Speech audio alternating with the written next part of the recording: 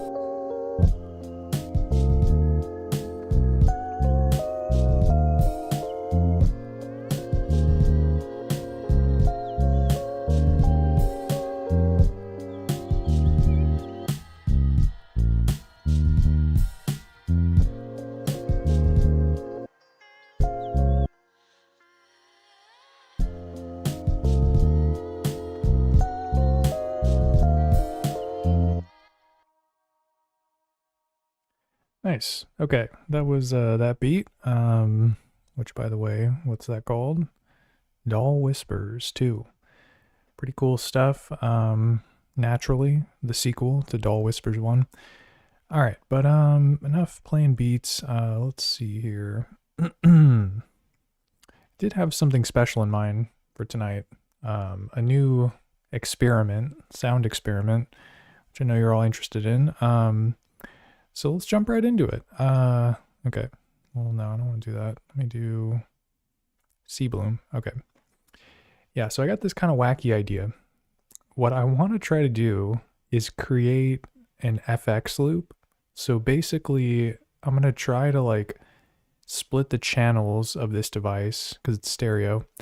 And I want to have the left channel like route to FX and then come back in and go back into the input of the M8, and then I hear the FX being processed on the right channel, but I hear it as mono, so it comes out of both cans, so to speak. So yeah, I think there's a way to get this done. I've seen other people use like other devices to do this, like, you know, SP404 Mark II and that sort of thing. So I feel like we can get it working here using, drumroll please, this like wacky like Zoom FX pedal that I have, which is called the Multi-Stomp MS70 CDR. So yeah, this thing, I don't really know much about guitar pedals. I'm not a guitarist myself, but it's got a lot of cool effects. Chorus, reverb, and delay. CDR. You know what I'm saying? So yeah, let's plug some cables into this bad boy and see what I can accomplish here. But yeah, first thing that I want to do actually is kind of set up this project. So right now, I have this project in mind that I want to try this trick with. This is a project where I have these like female vocalist samples that are like, that I want to send through this FX chain. And then I want the rest of the sounds to stay on the right. So I'll show you and you can hear. Play, I say.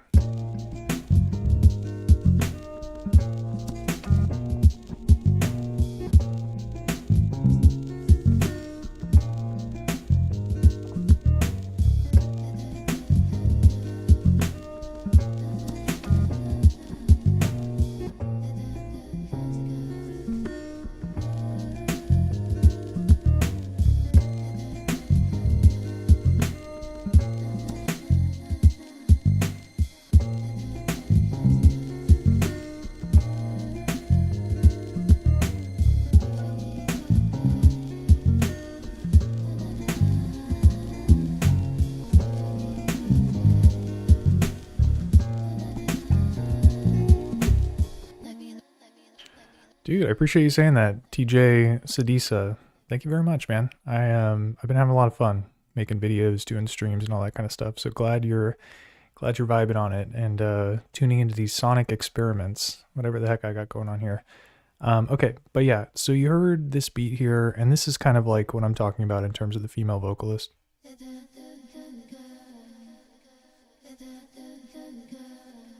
Yeah, so probably a little quiet for you, but yeah, that's what I want to run through the effects and then bring it back into the device, and then I don't know, maybe have even more reverb and chorus and delay and whatever else the stomp box can do. I think I can really jazz up the vocals if I run it through this FX chain. So let's try to figure out how to do this. It's easy to create a feedback loop when you're doing this kind of stuff, so you always want to be careful and make sure that you're using strategy and tactics to make sure you don't do that, because it'll make a horrible noise. But yeah, first thing I'm going to do is save a copy of the project, so I'm not jacking up the original project since it works perfectly fine as it is. So I'm going to put a 1 at the end, classic trademark strategy. Save button here, yep. Okay, now that we've got this project copied, I'm going to do a couple things to it. The first is just get rid of this top row and move all this stuff down. All right, get rid of that. And then I'll bring 23 right here.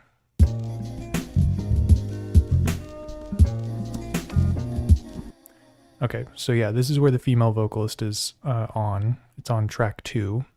So we're gonna want that loud and proud. And I think I'm gonna do a little bit of management here in terms of like kind of shifting stuff over. Hope I don't really jack this up, but let's see what this does. Oh God. This thing looks crazy. I don't know what's going on here. Okay. So then I can delete this. And then I can move this down here, or right here actually. Wow, look at that. I actually pulled it off. Surgical precision. Okay. Because yeah, basically I want the vocals to be kind of on the left here. So we're going to move these over.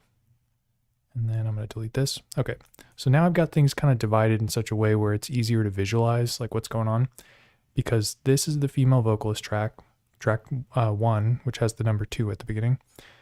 This blank slot I'm actually going to use to route the effects, because that's the other kind of wacky thing that you have to do with this, is you need to dedicate a track to receive the incoming audio. So that's what this track here is going to be. Okay, let's create a new thingy-majig here. Oh gosh, I'm already using 70. 80? There you go. And then we're going to do 80 here as well. Times 4. 1, 2, 3, 4. And bring it all the way down. And on pattern 80, I'm going to create a new instrument, which is called the external, right? So this is what's going to be listening to what goes into the input on the device. So that's what we're going to do here. Nothing's plugged in yet. I still need to start jacking around with these cables. Hopefully I didn't say something inappropriate there. Now, what else do I need to do? I need to put a note in. There you go. And so basically when the sequence is playing, it's going to be listening to what's coming on the input. Which again, hopefully I'm not saying things inappropriate here. All right, so now that we've got that set up, we've got to do a little bit more maintenance. Now I need to start panning things. So things need to be on the left channel that I want to send through. Well, here, actually, let me plug everything in first.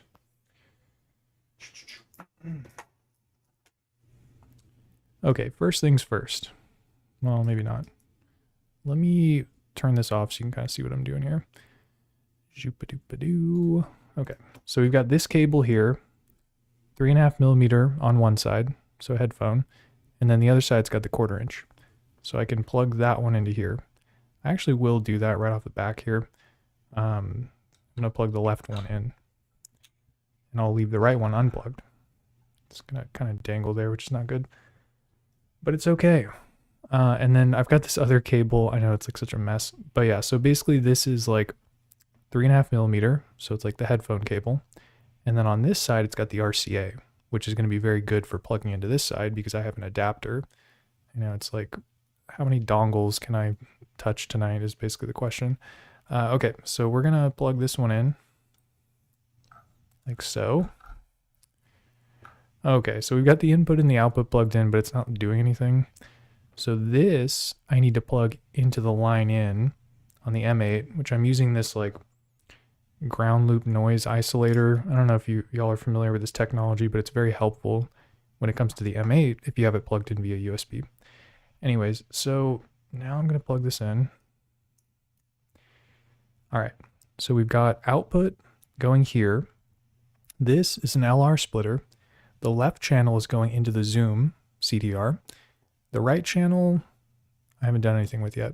I'm going to plug this into my mixer so I can hear it, but you all are listening to the digital audio, so I'm going to have to make some changes on OBS too to make sure you can hear the right stuff. Okay, so that's plugged in. Let me turn it up too. Okie dokie. We're almost there, everyone. Almost there. Okay, and then the last thing I need to do, God, it's such a mess.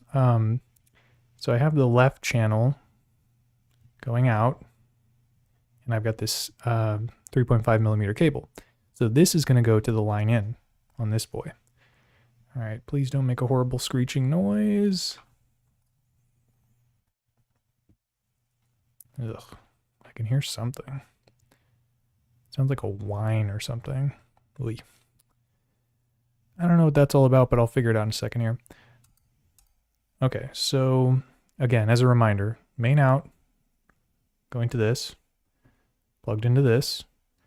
Then we've got the left channel going into the FX pedal, left channel coming out of the FX pedal back in. And then the right channel is going to my mixer so I can hear it. Let me also make like a quick change here to the OBS settings so that you all will hear what you're supposed to hear and not something else. Basically, I need to turn this into a mono device, up, and pan it to the right. So that should be working. Let me see if I did that right though. Oh man, there's like some other stuff I need to do. So I also need to pan stuff to the left and right, so it's not in stereo, I think. I mean, let me just press play and see what happens.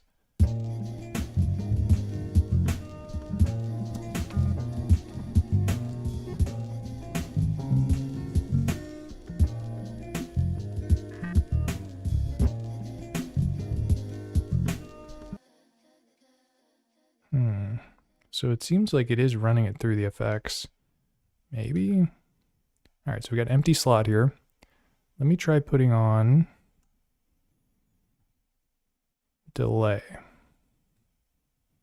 How do you do that? I'm like so bad when it comes to this pedal. I have no idea how it works. Okay, so that's that. Then I press this button, delay.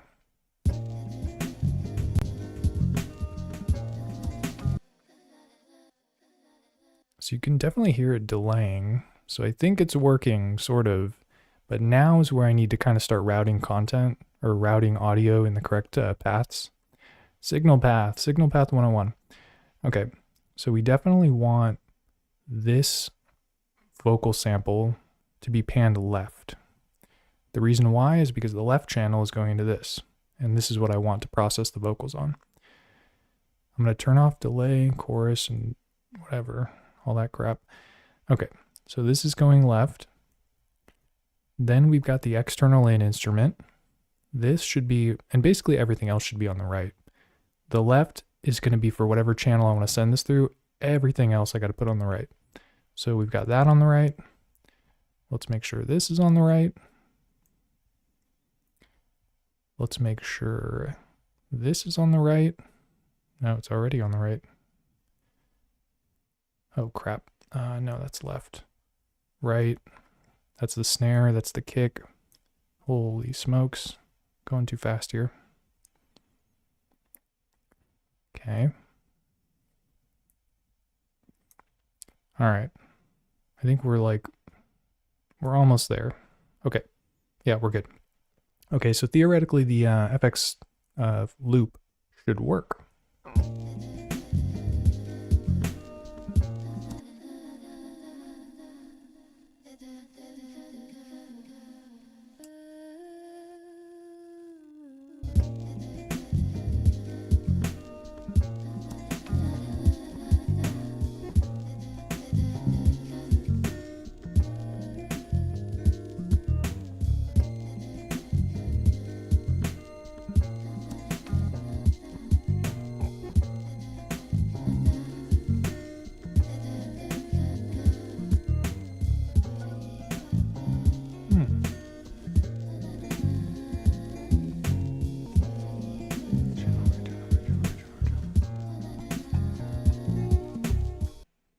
All right, so I think it is working because you can see all of these were on the right channel. Oh wait, let me turn on the, what you call it, mate window. Yeah, there it is. Okay, so now it's all big for you. But yeah, keep an eye on these columns because it'll show whether it's on the left or right channel where the audio comes from. So this one is going to be all the way on the left, and then everything else is going to be on the right. Check it out.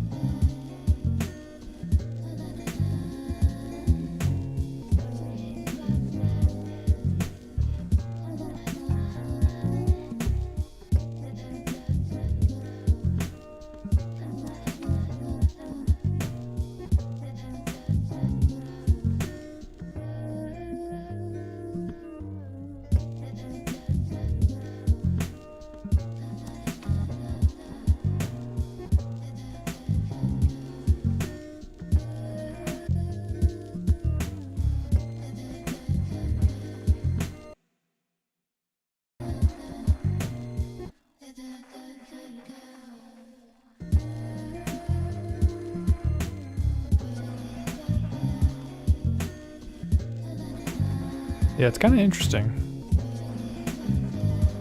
This one's not very good. Oh, there we go. Phaser.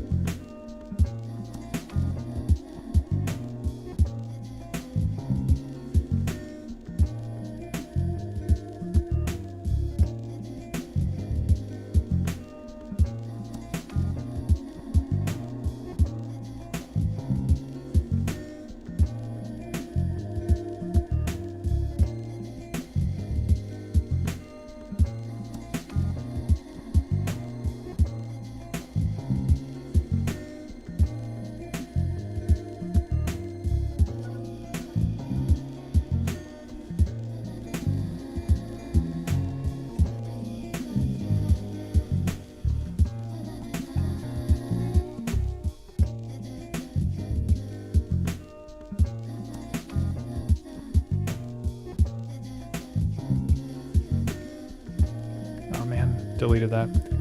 Yeah. I'm not super familiar with how this thing works, but yeah, you can kind of, I guess, build FX chains within this unit. So I got to mess around with it more. A lot of fun though, to just like send some audio through one of these effects pedals. And you can do the same thing with like SP404 Mark II, or I don't know, maybe other kind of FX processing units you have. You split the stereo, then you have one side go to the FX chain, come back in, and then you listen to the other side. It's kind of the long and short of it. I was working on something else related to this. Let's load that up and like see. Oh wait, let me save this really quick. Yes. Okay. Let me load that up and see if it sounds like complete crap or not. And I didn't really like build a solid drum pattern on this, but let's see what's what.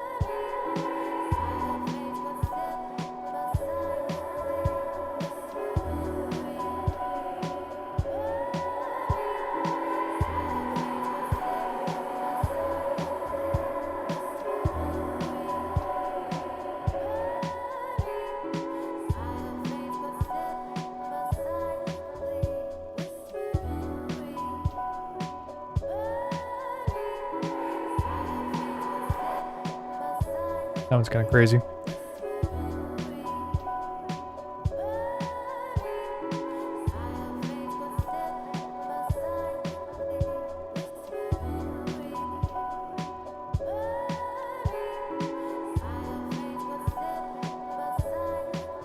DSP full, apparently.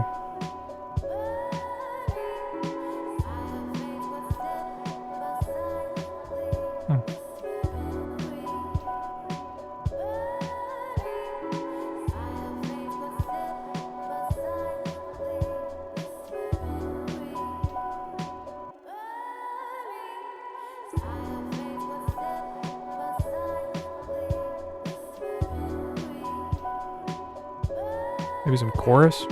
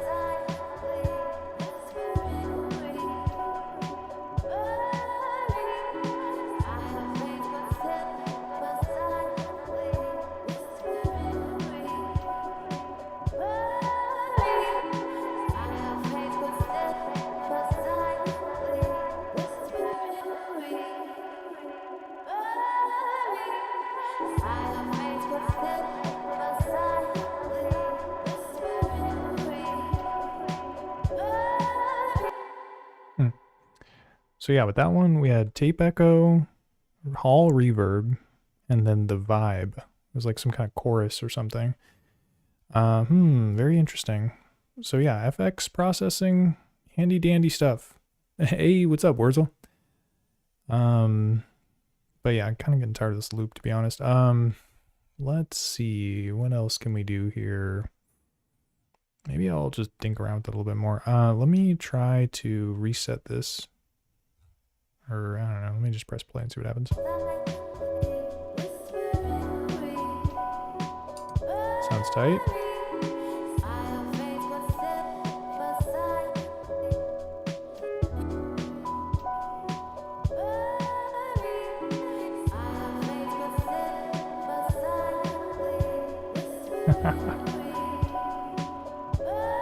You're always welcome. Oh, okay. Things like clipping. Sorry, my mic's kind of weird. You're always welcome to lurk around here, Wurzel. We appreciate it.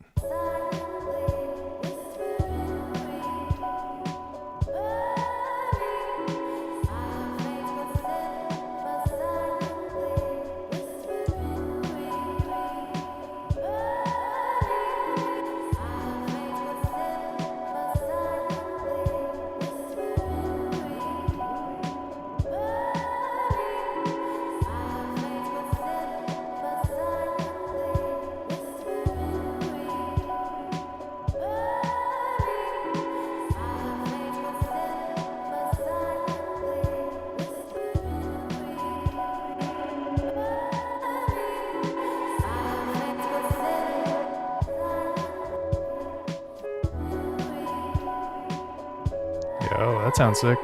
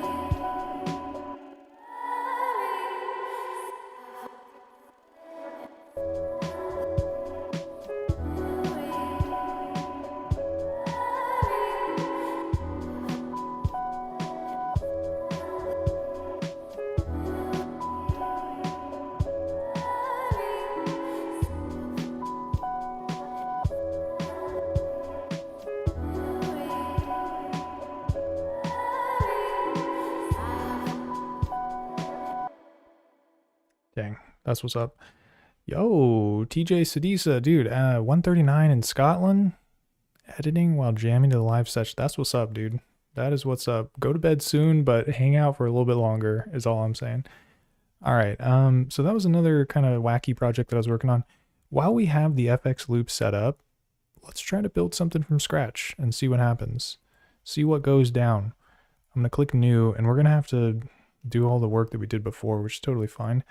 And by that, I mean making sure that the FX routing is happening correctly. So there's a lot of panning you have to do, pan left, pan right, to make sure that the audio goes to the right place, which is not a problem. Okay, so let's start with number 10 here. And I'm actually going to pan this. Oh, here, let me like turn off the effects as well. Yeah, I need to like practice more with this thing because I kind of have no idea how it works, but it's a lot of fun to mess around with.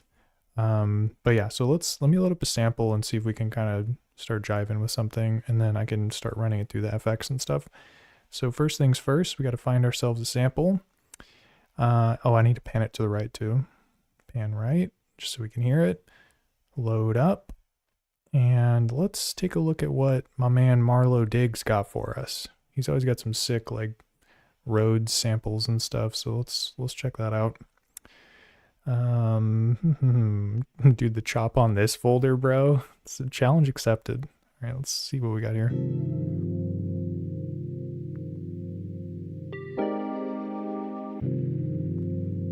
That sounds dope.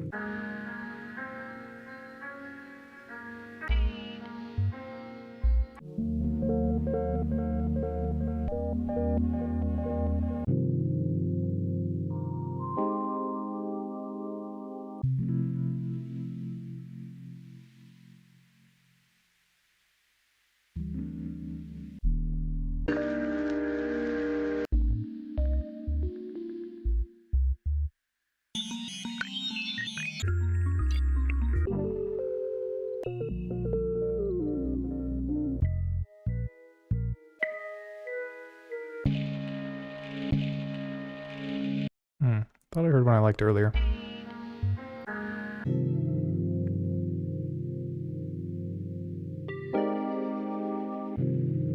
Man, I really like this one. Let's see what's going on here. Let me take a look at the waveform, see what we're working with.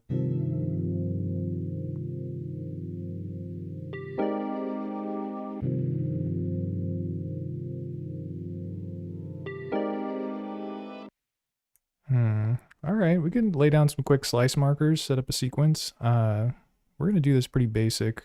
In fact, probably just line some stuff up on what I see here.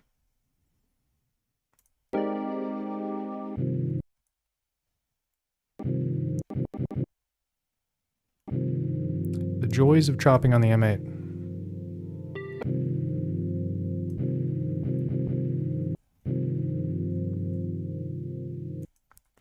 And then one last one here.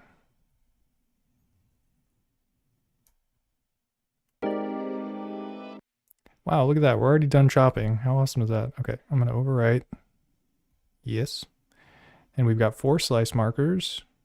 Yep, 1, 2, 3, 4. These are good. So let me just get like a very simple loop going, and then we can add some other stuff to it. Oh, and then I need to set this to slice mode, 0, 1 file. And then bring it all the way down. Might just keep it simple for this pattern, and then we can kind of jazz it up later. Bro, 120 BPM? What are we at the club right now, dude? Let me bring this down to like 80 something. What do you say? 87, 6.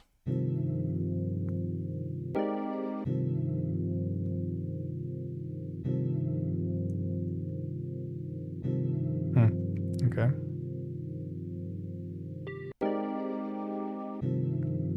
Oh, that was kind of interesting.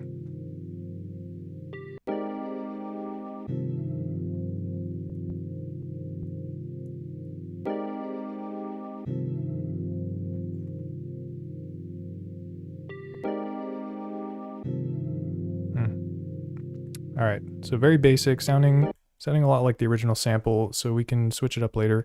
Let me get some quick drums down, and then we'll start doing all this wacky FX routing and stuff.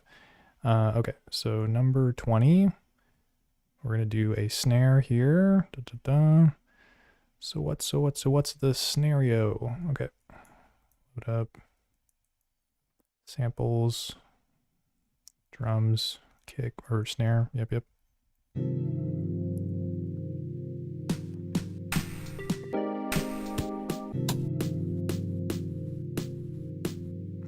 That sounds nice. Oh, whoa. Forgot to pitch it back up. C4. Gotta pan it to the right. I feel like there's something going on. Oh, there's something going on with the tail end of this snare, so I gotta adjust the envelope. Oh yeah, let me take a look here. Up.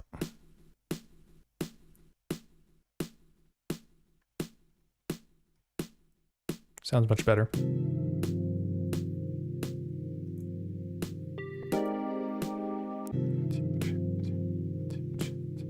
All right, that's chill. Oh, Mikey Vidge writes in and asks, so can each slice be turned into a new instrument? Or is it all contained in the same instrument, new to M8? Well, welcome to the club, bro. In terms of whether or not you can turn it into a new instrument, I think it's all going to be part of the same file. So you can see here, these are the slice markers. If you wanted it to be in a new instrument, you could theoretically just copy and paste the instrument and then only utilize the slice or crop the audio out. So that there is a path. If you wanted it to be a new instrument, you could do that. But I find it's easier to just kind of keep it all in one, waveform or whatever. So yeah, I hope that answers your question. Let me know if that didn't make any sense and I can run through it. Okay. Do a kick. Yeah, for sure. All right, so 30, the dirty 30, number 3. Okie dokie. Do a kick on this one. This thing's be sounding weird. Wait, hold on a sec here. Seems like it's kind of quiet. Let me turn this boy up. Right quick.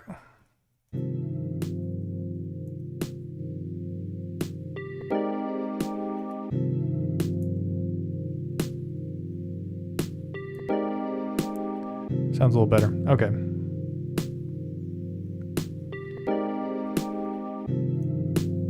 And we need a kick drum. Samples. Drums.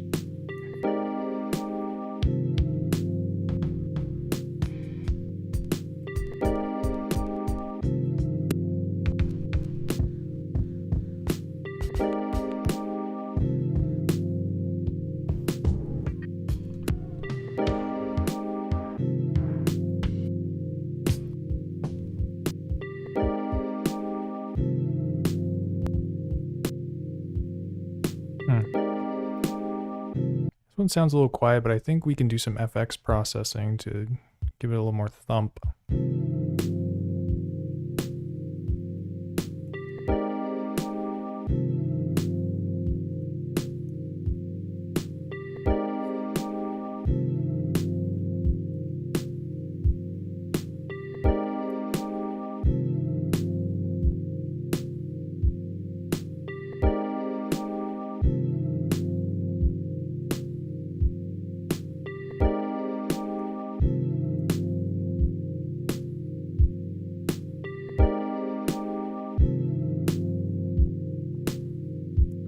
Nice. And again, pattern is very basic, but we're gonna really switch it up in a moment here.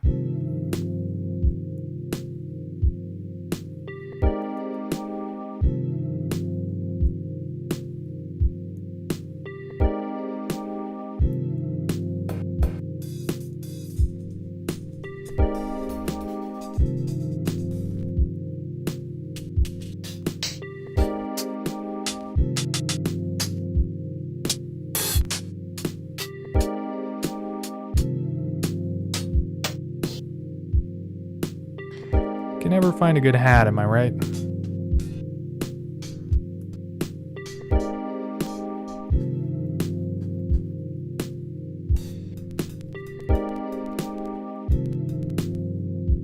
I like that one.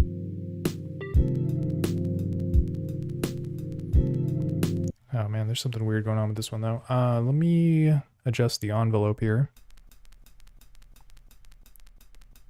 Oh, it's got kind of like a vinyl crackle on it or something. We can work with that. It's not impossible. I'm gonna pan it to the right. And then we're gonna go up to the envelope here. Destination, volume.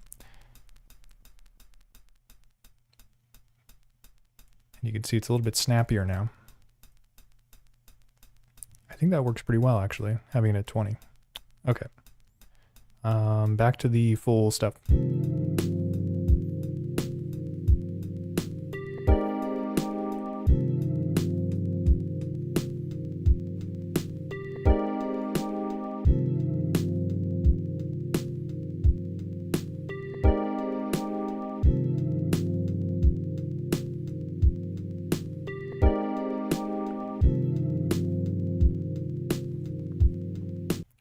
All right, and so now we get to the point where I kind of want to construct a more unique rhythm. And we haven't even messed around with the effects here. I've just been building out my little drum loop. But yeah, so let me show you all this thing, which is it's like this table configuration that you can use for micro timing. It's pretty sick. I did a video about it, so be sure to check that out. But yeah, what I'm gonna do is load up a blank instrument. And what time is it? It's micro time. So there you go, micro time o'clock. And basically this has a, table saved on it, which you can copy and paste wherever you choose, which we're gonna do to, let's start with the hi-hat, right? So table is blank for the hi-hat, paste in this configuration. And yeah, I know if you've probably heard me explain this before, you're kind of sick of it, but basically what this is doing is you can target certain rows of the table during the phrase playing back and or the chain, whatever it's called.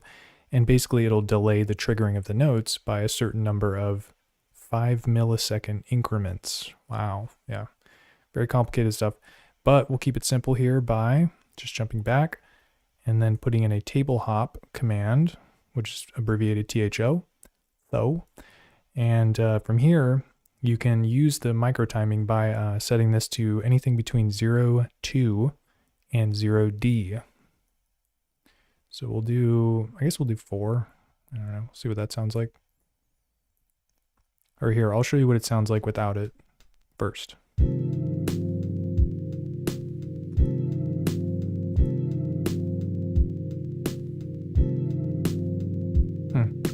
And then we'll put it on.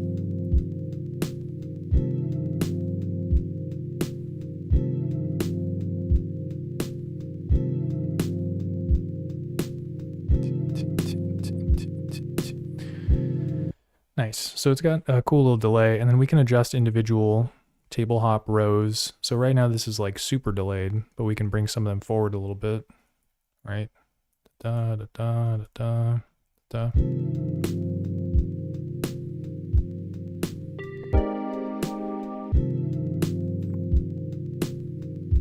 Pretty dope. Yo, Snow Crab, how can you afford the time to do this?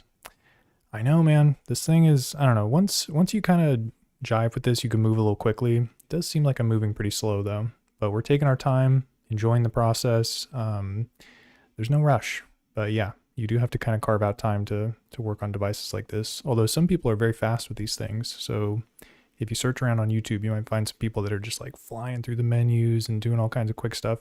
Lots of fun though. Oh, and then we're gonna adjust the velocity, some of the notes here.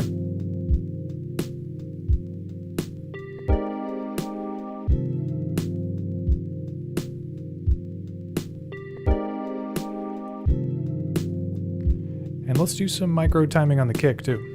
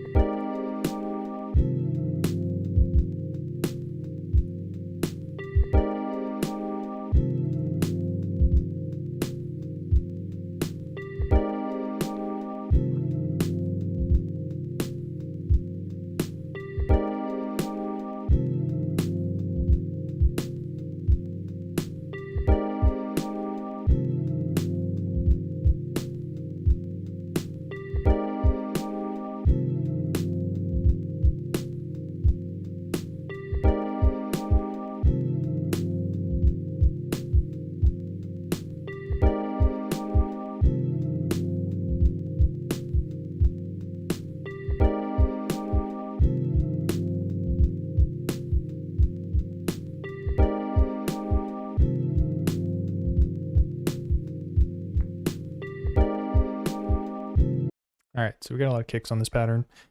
Yeah, the menus, they do kind of resemble that Game Boy thing. I think that's where this device gets a lot of its inspiration. There was a Game Boy game called LSDJ, Little Sound DJ. I don't know, I never messed around with it, but I've heard that the creator of this device was inspired by that to do it. So maybe that's why it gives you that familiar feeling, spunk. Okay, so I'm gonna do something to this kick pattern because I've got kicks where I want them, but it's a little bit busy. There's a lot of kicks here.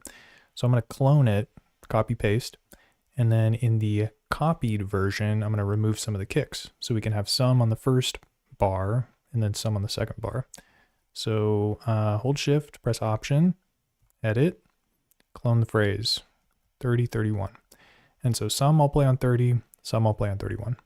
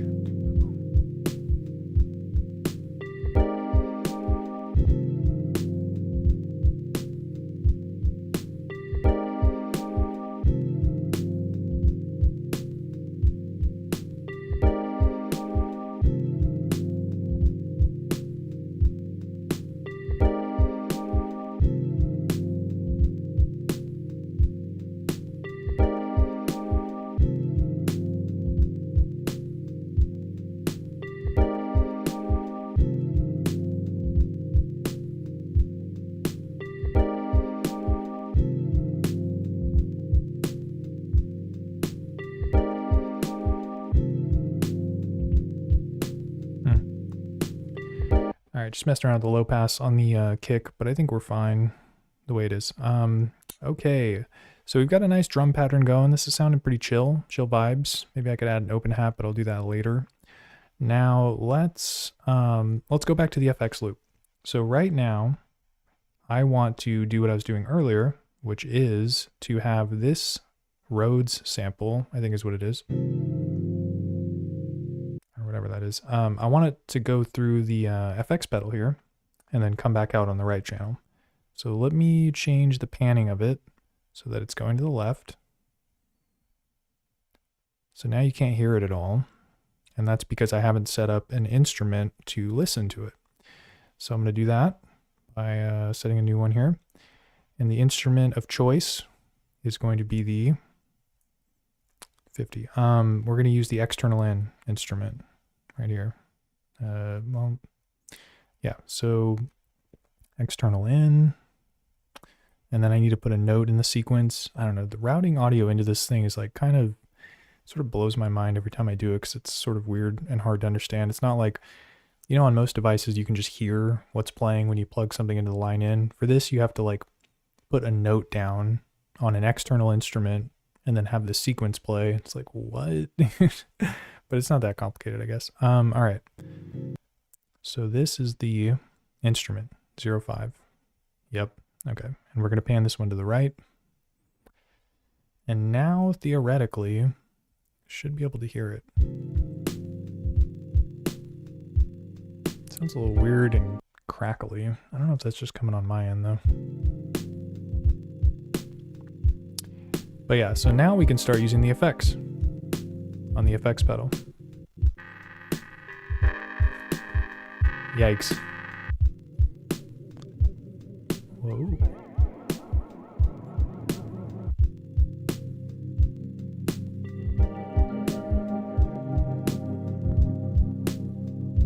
Interesting.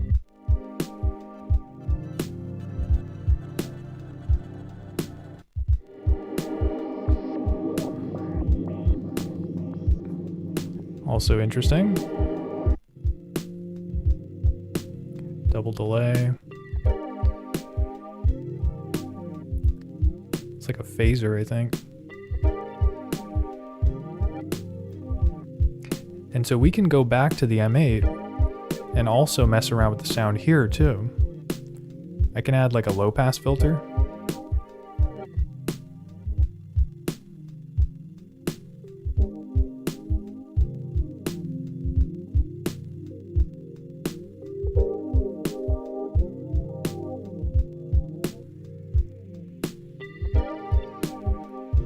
buffer was picking it up.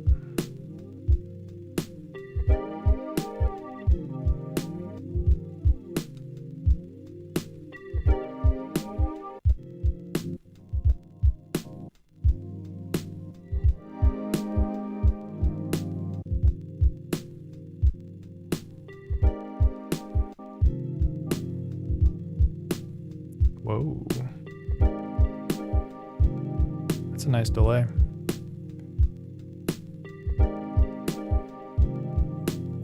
All right, this is the part that always screws me up. Is like, I don't know. Okay, so I've got the church preset selected. It's number 27.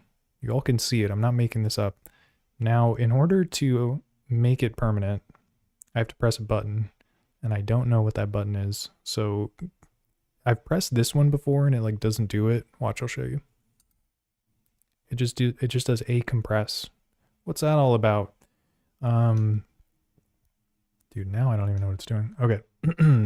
But yeah, what I want is 27 church. And then do I press what button should I press next? This one? No. No. No. No. This one? No. Well, that says B. I don't know what that's all about. Oh god. No. Exit. I don't know, man. I feel like I just pressed every button on this thing. I'm not sure how to activate it. Oh, there we go. I just had to push the middle button. Now you know. And the more you know. Okay.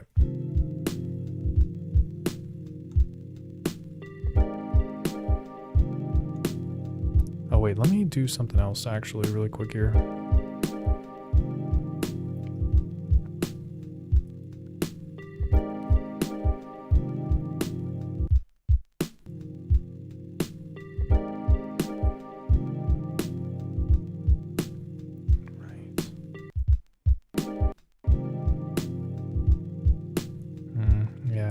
Okay. But yeah, we can add even more effects on this thing too. Or mess with the parameters.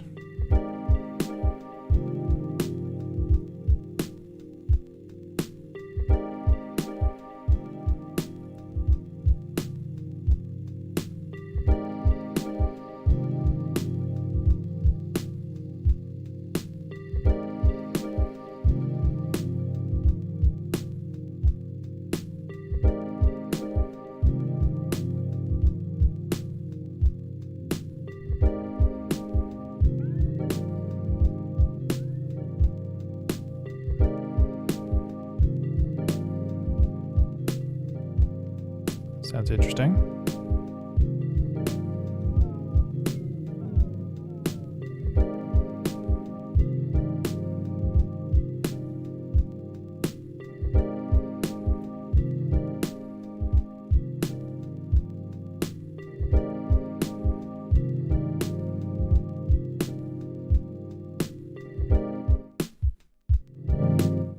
Whoa, sorry about that.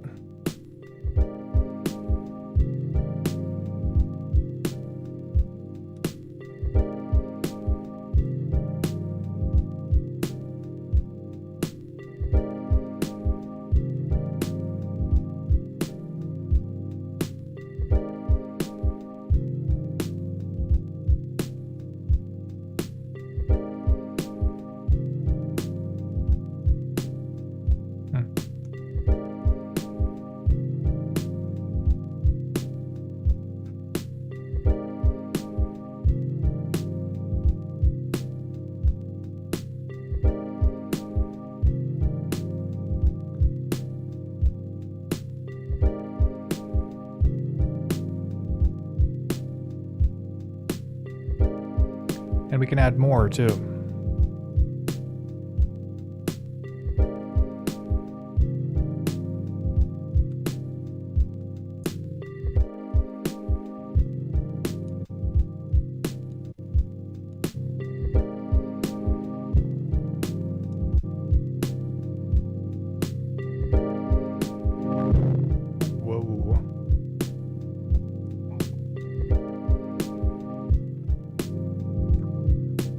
So compressing the signal, I guess.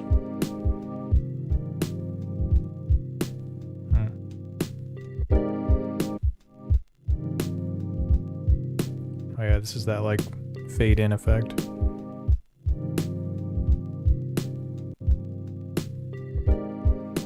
ZNR. Wonder what that is.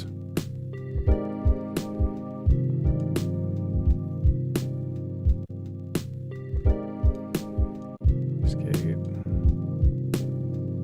Orange limb. It's just off and on, eh?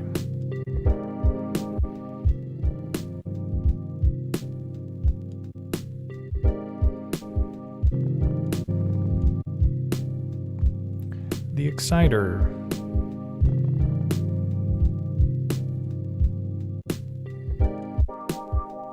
Ooh, Ottawa. That sounds sick.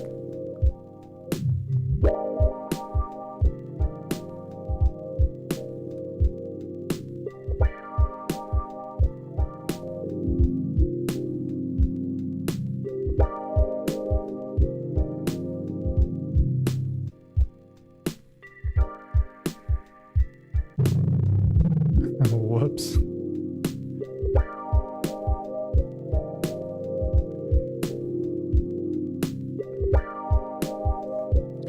Alright, so we got that vibing. Let's maybe put on some bass lines or something. See if I can add some more layers to this.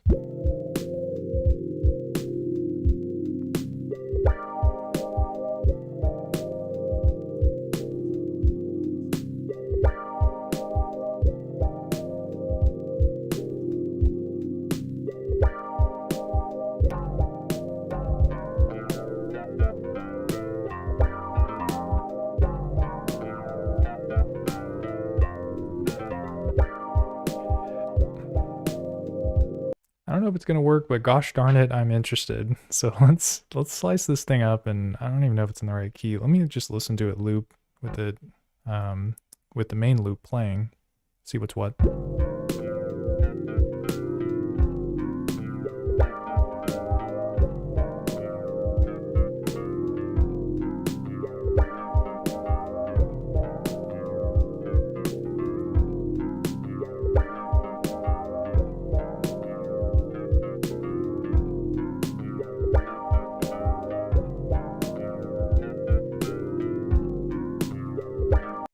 Kind of like it pitched down 2 semitones. So let's go ahead and slice it up. Everyone's favorite part of using the M8 is getting down on the chops, so we're gonna do that.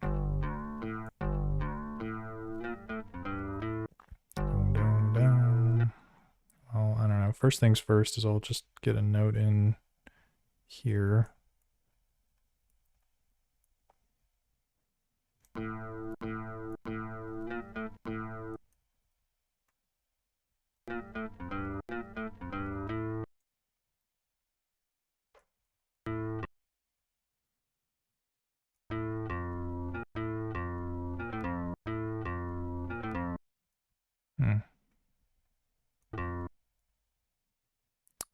Yeah, we're just laying some chops down, seeing what's what here.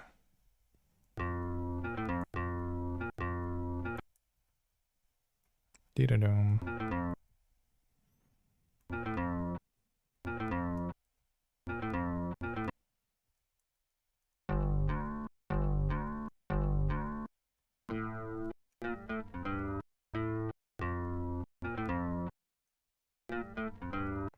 Probably split this up a little bit more too. Right.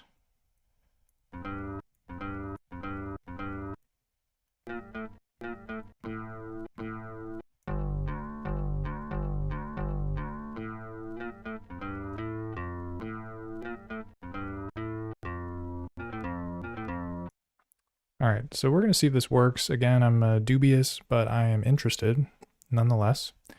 So let's check it out here. Set it to slice mode. Doop-a-doo. And then when it comes to sequencing on this thing, you're kind of just putting notes in and seeing what sticks. So I guess I'll just do that.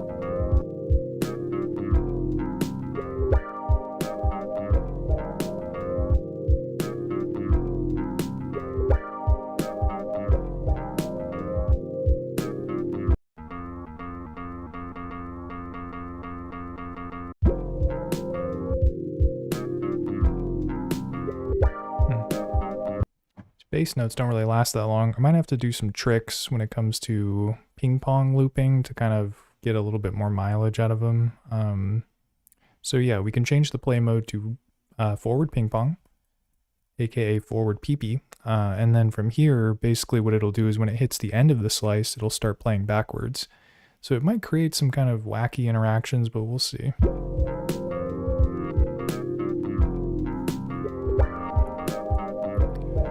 Gotta mess around with the envelope too.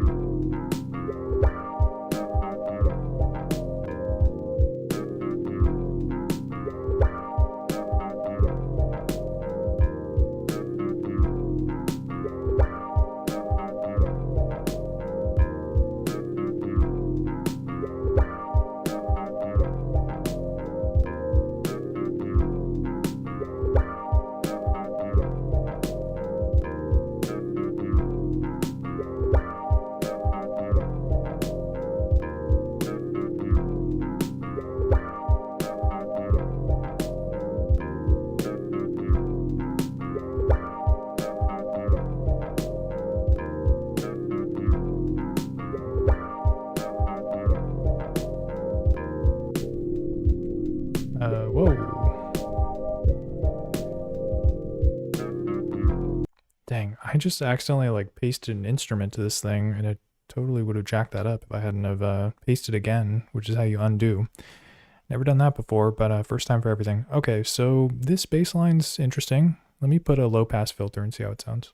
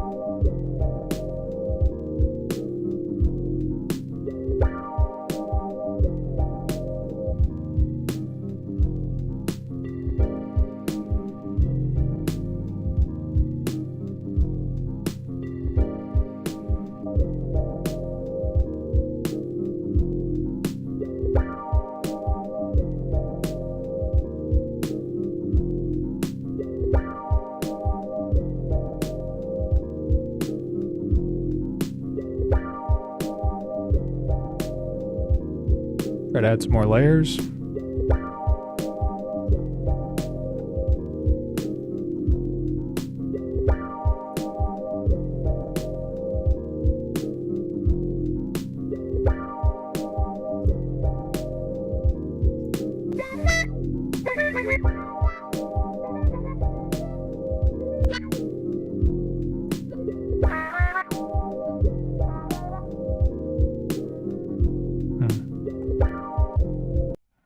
So this is kind of interesting. So when I'm auditioning the sample, it's running it through the FX loop, which is not ideal because it doesn't allow me to hear the sounds in context, because it kind of starts like adding the effects and stuff. So not really sure how best to deal with that.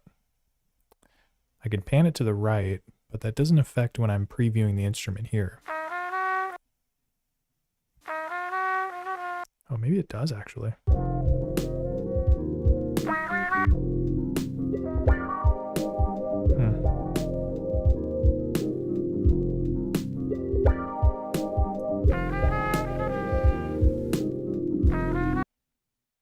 Whoa.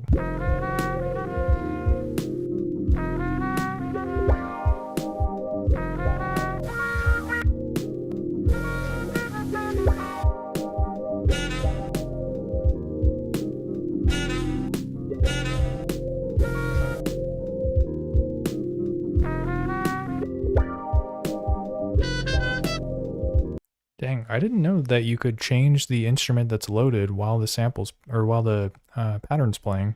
If you hold edit and you press left or right, it seems like it's jumping through the instruments that are in the the samples that are in the folder.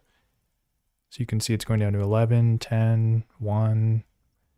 That's kind of cool. So I just have it playing and then I'm able to hold edit and press left or right to kind of like audition different sounds essentially.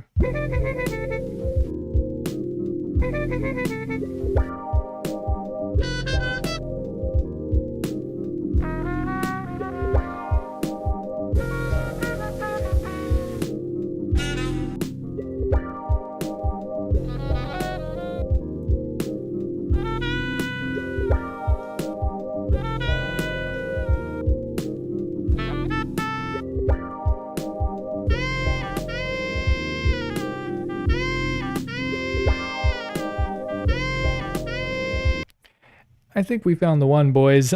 This horn sounds pretty sick, actually. So let's see if we can work it in somehow. Might get a little bit repetitive if I have it looping like that, but maybe there's a way to kind of pepper it in or something.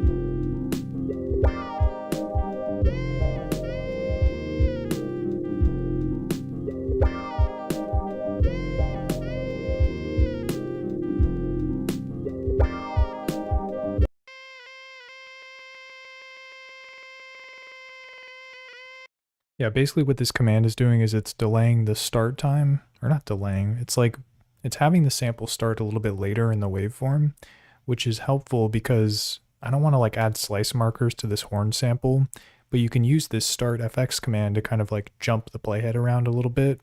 So you can kind of like chop a sample, quote unquote, without needing to put slice markers in using the start command.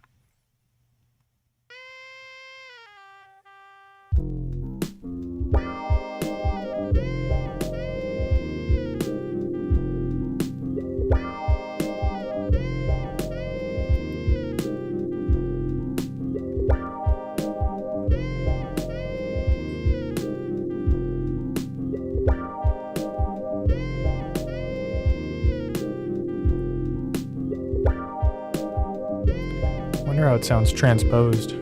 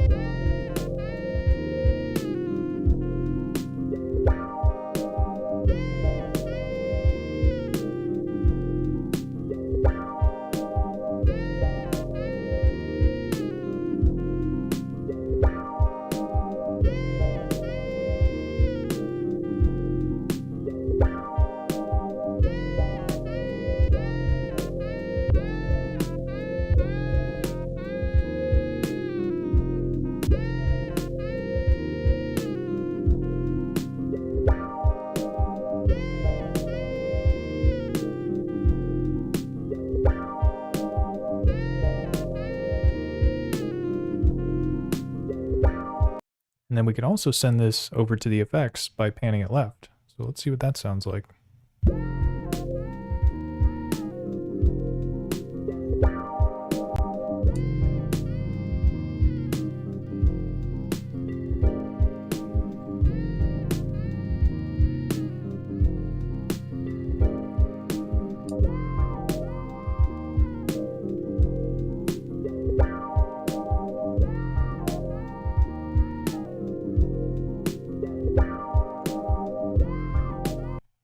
And I'm curious what happens if you pan it from the left, because right now it's hard left going through the effects loop, but like what happens if it's pan center, or if I start moving it from the left over to the right?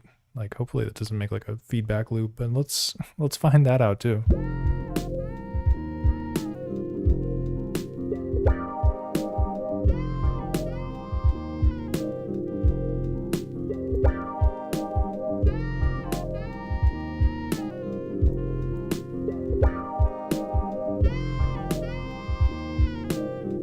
So that's center. Hard left. Halfway.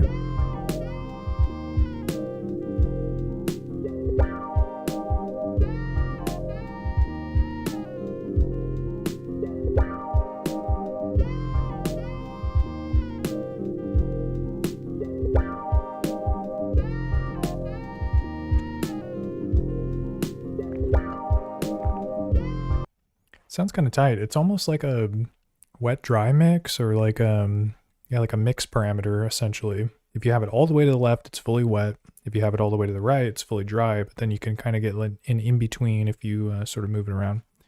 I like how 40 sounds, so we're going to keep it there. And there's also one other thing that's kind of interesting that you can do with this, which is on the external instrument track, or instrument, I mean, we can also do filters here. So right now there's no filter, but I can put a low pass filter on the FX end.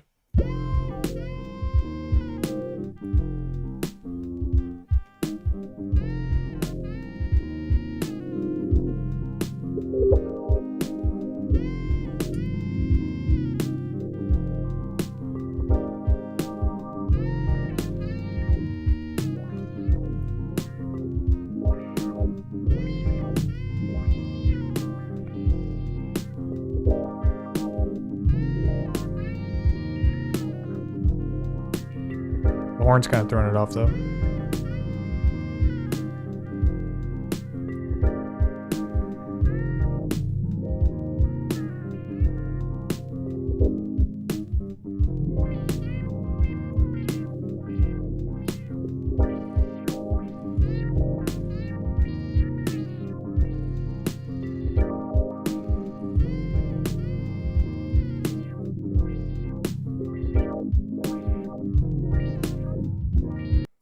And I'm always messing around with the filter parameters, like kind of live, like holding edit and then pressing up and down. But I think there's a way to actually modulate it using the mod page, which I've never done before actually. So let's learn together how that's done. So yeah, I know that the cutoff filter, or the cutoff parameter, is what I want to go up and down. And you can do that by, I think, setting it as the target of the modulation.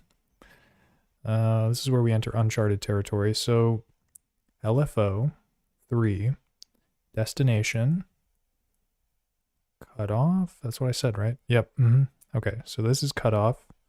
And we can do sine wave to just kind of like have it go, in and out, basically. I'm gonna press play and see what this sounds like. Hopefully it's not crap.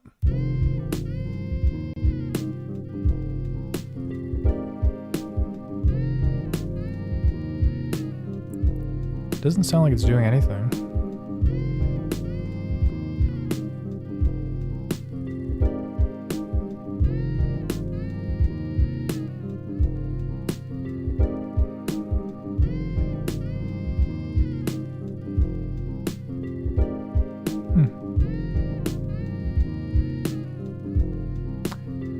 Why that is?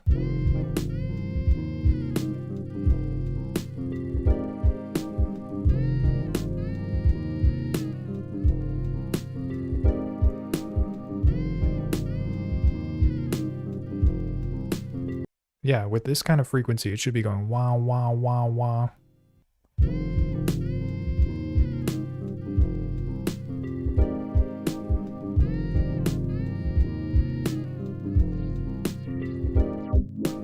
Oh. So you have to have, I had the cutoff maxed out, so it was modulating the max parameter like up and down. I don't know, I totally screwed that up. But yeah, basically if you bring the cutoff down, now it's going to be at a point where it can kind of weave in and out, if that makes sense.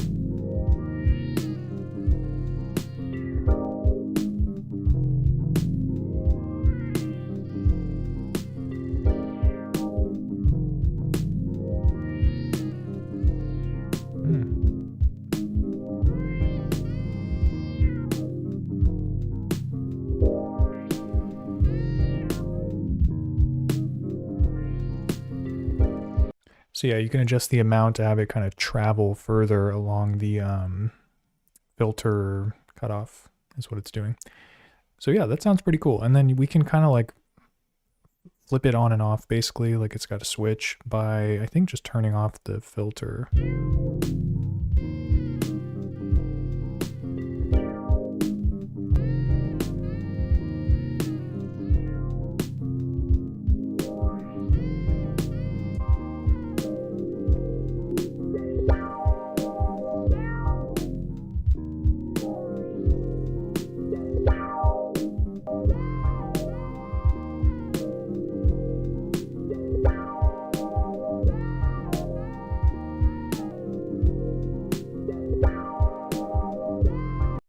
And we've got other send effects too. Totally forgot about these. You got chorus, reverb, and delay, which that's what this does, chorus, delay, reverb. But I guess we could double down on it. Let's find out.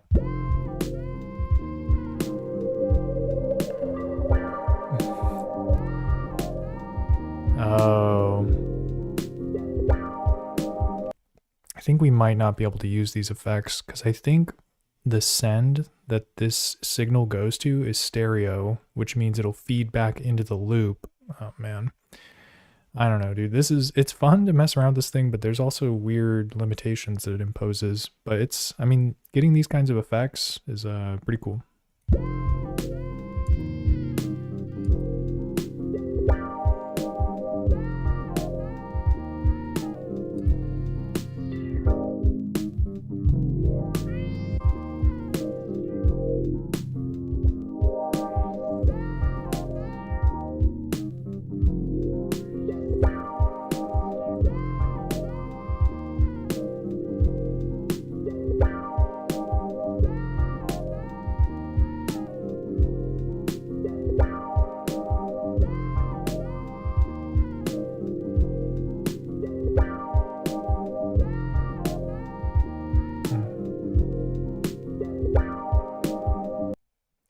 Nice. Okay, so this has been a fun one to work on. I'm gonna save this and we'll switch to something else because I think I've pressed this button enough times today. Alrighty, so this will be stream something.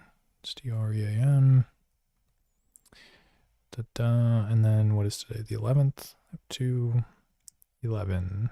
All right, save it to FX loop. All right, cool. Let me reconfigure my audio situation here. Talk amongst yourselves, and I will be done doing this in just a moment here.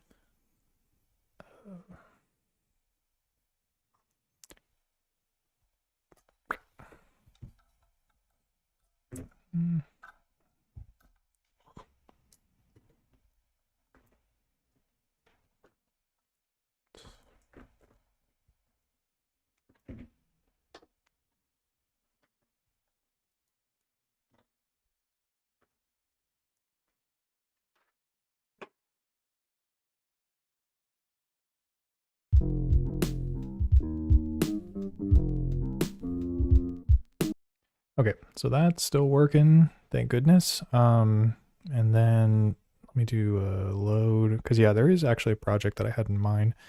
Normally I create stuff from scratch, but I actually have to make a beat for this video on Sunday, so let me load up the project and show you what we're working with here. And the project is called, what is it called? I thought it was called like, maybe I saved it into the test folder. Alt slice. Yeah, let's listen to this and see what's up.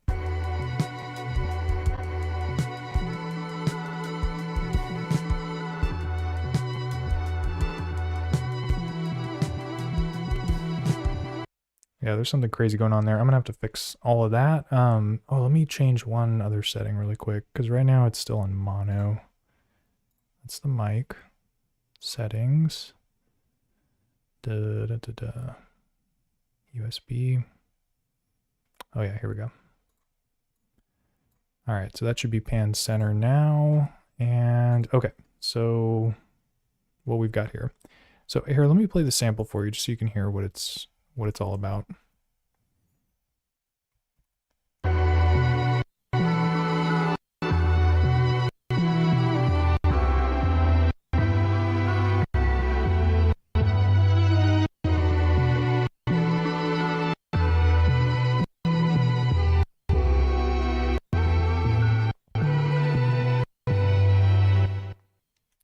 Nice. And so there's gaps in audio because I actually was testing out a new sample slicing technique on this device, which is not using this device at all to slice samples. It's kind of funny. Yeah, basically I did the sample chops on the SP404 Mark II, and then I recorded them in, so you can see there's like gaps in the audio. Let me try not to screw this up here. Like that. So that's basically when I finished playing the chop, and then I would play the next one. So again, hopefully it didn't screw up the slice markers. But yeah, so there's a gap between each one, and then the M8 has a special slice mode or processing function or whatever, where it'll basically look for empty space, and then it'll set a slice marker there. So it's very helpful when it comes to doing sample chops on an external device, because you can, you know, tap out on the pads of the MPC or use something that's like a little bit better for sample chopping than these little buttons or whatever. And then you can record it back in. And from here, you'll just have all the slice markers set. Super handy stuff. So that's kind of the topic of the video on Sunday, is going to be about how to do other methods of sample slicing, essentially. But yeah, so for now though, let me back out of this, and what I want to do is just get like a simple pattern and then build some drums on it like I normally do. So let's mute this, or put it here, I guess. Just get it out of here. 0. And then I'm going to just kind of focus on this segment here.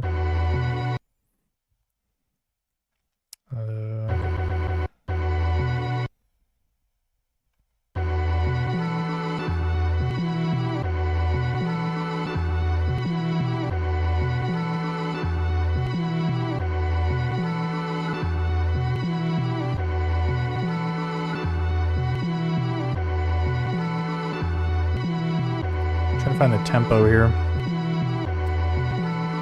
because I think I want to slow it down too.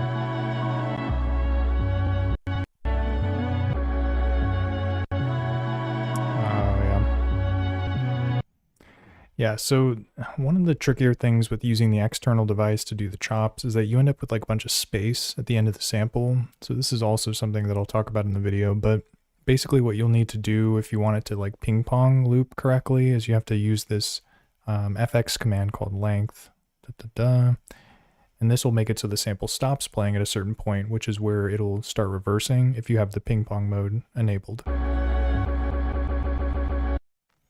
Not sure where this will be though.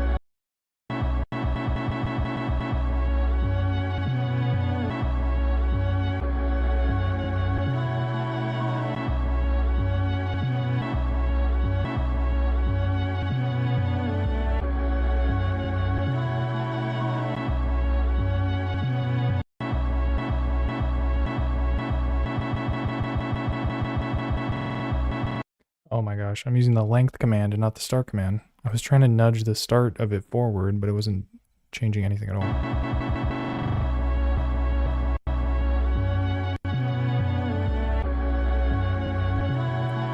Oof. I'm gonna have to use the length command here too. See, there's layers to it. It gets complicated.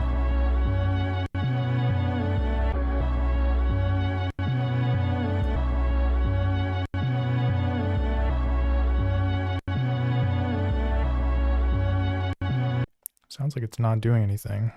Let me see here.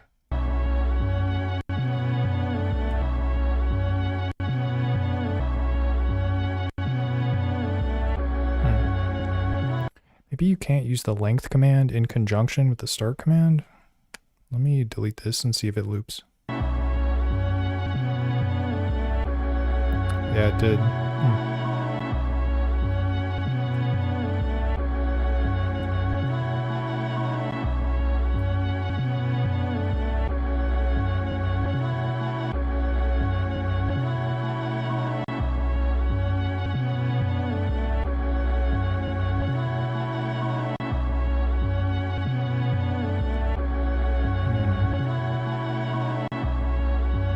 This is going to be tough because I do need this to start at a different time, but I can't do that if I'm using the length command. How do I solve this problem?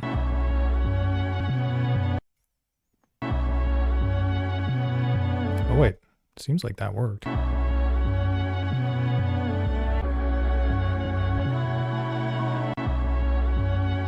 Oh, it's just a problem with this one. Oh man. Okay, I was kind of screwing up there. Let me change the length of this one as well.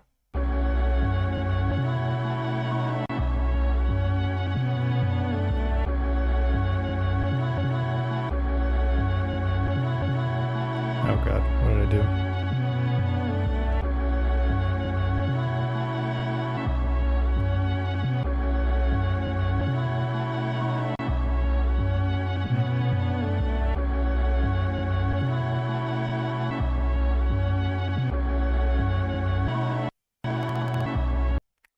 Sounded strange.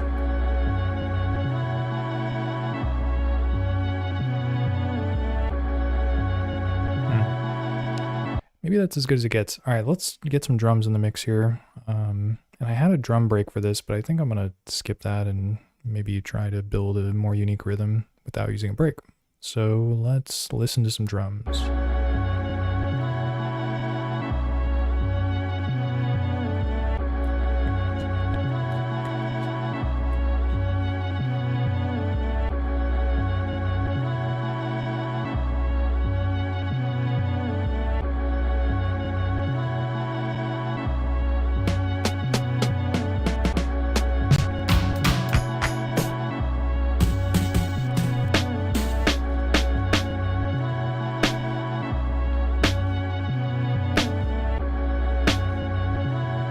this one pitched down will sound good. Not pitched down that low though. Listen to this thing. Like a 8-bit gunshot, bro. Okay, let's... Not what I meant.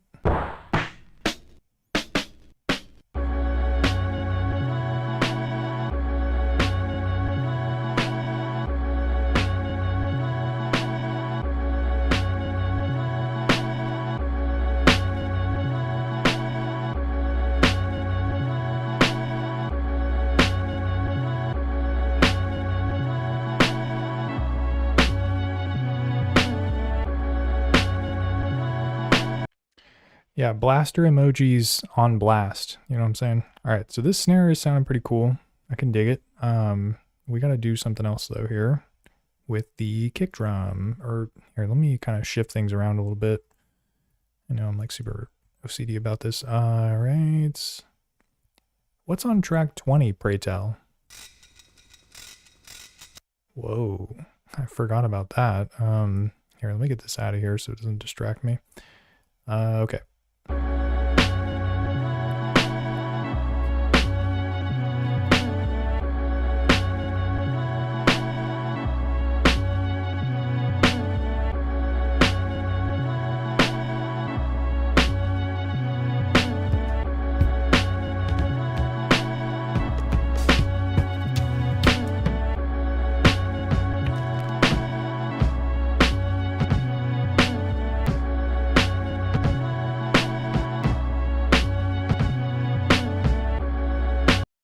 This kick will work. We're going to need to do some work to it though, to kind of make it sound. Why does everything keep doing C negative or C sharp 1?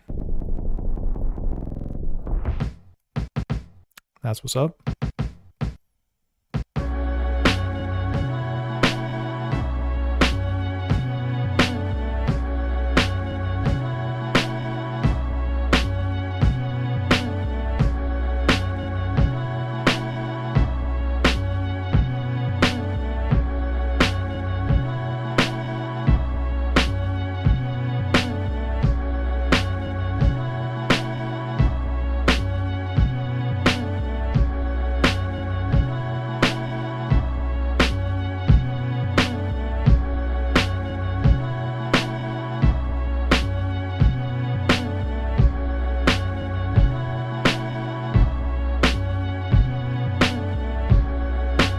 Man, pitch down 3 semitones though. This thing sounds hot.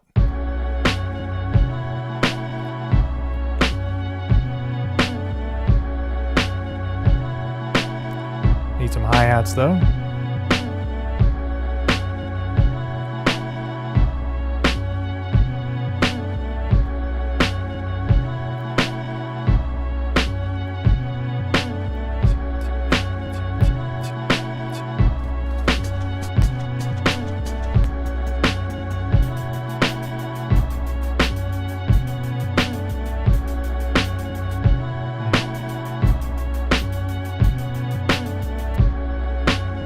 Might be able to make this work if we pitch it down, I think. But I don't know. It kind of like puts me in a certain rhythm. I prefer to work with one shots, but I think this will work. Let me see how this loops.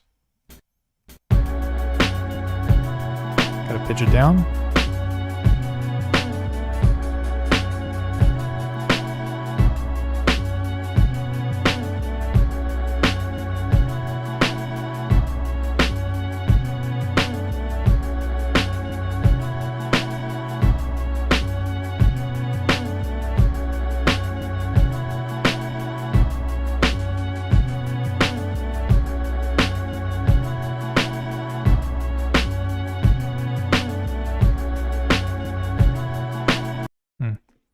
All right, we're gonna get rid of this one. It's worth a shot. You always want to try those out and see if they work.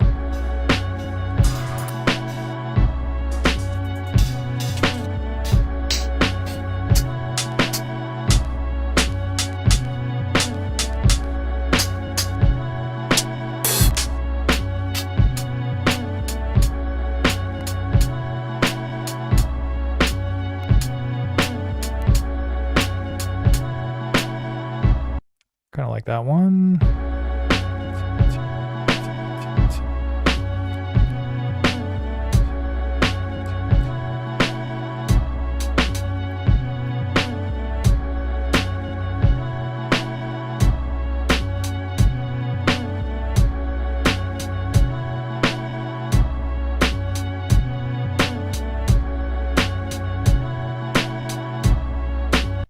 All right, so pretty simple pattern. Let's do some micro timing. What time is it? It's micro time. All right, so we're gonna, again, load up my favorite micro time preset instrument, which has a table configuration that we're gonna borrow, a la copy paste. And we're gonna get it in there. All right, and now we can delay some of these notes by a little bit, which will be very helpful. We have to use the table hop command, THO, though.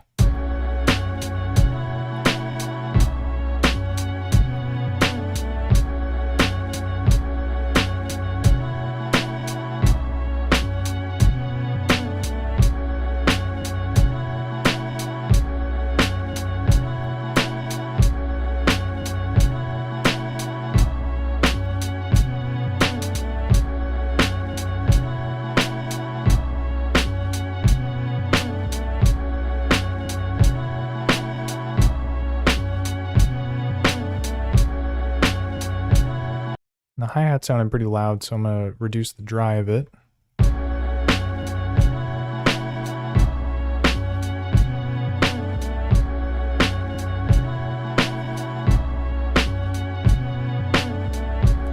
Wow, I forgot that it was detuned as well. I had it pitched down 2 semitones. Let me hear it pitched up and see what it sounds like.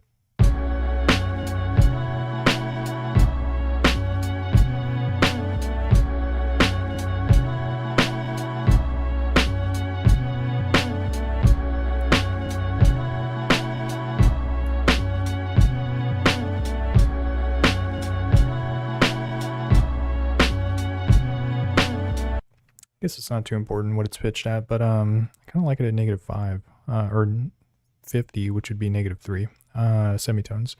And then we can do some degrade too.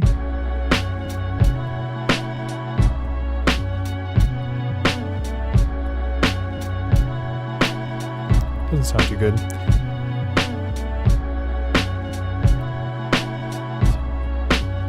We can adjust the velocity.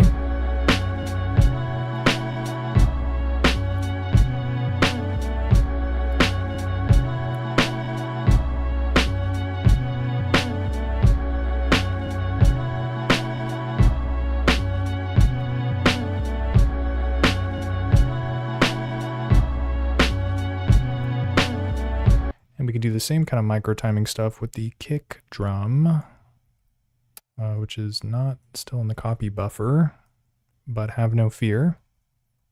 Can copy it. Kick drum, yes. Okay, so we're gonna paste it, and then we can do the same thing. Use the table hop command to delay triggering the kick.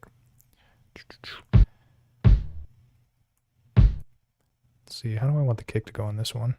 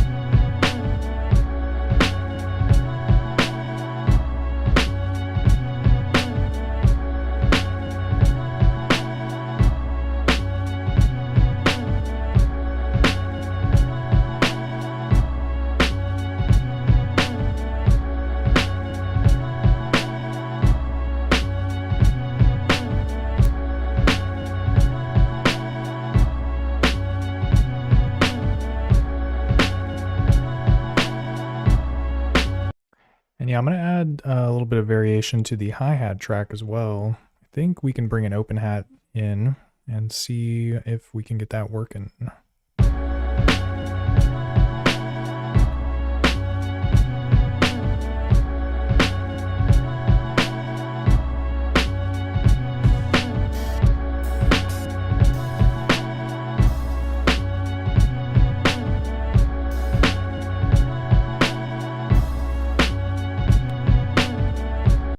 Kind of dig this one. Let me copy this or clone the phrase and then have it appear on the second one. And then I also need to do the micro timing thing too, so that I can control the playback point of it. So the old copy paste trick here works every time.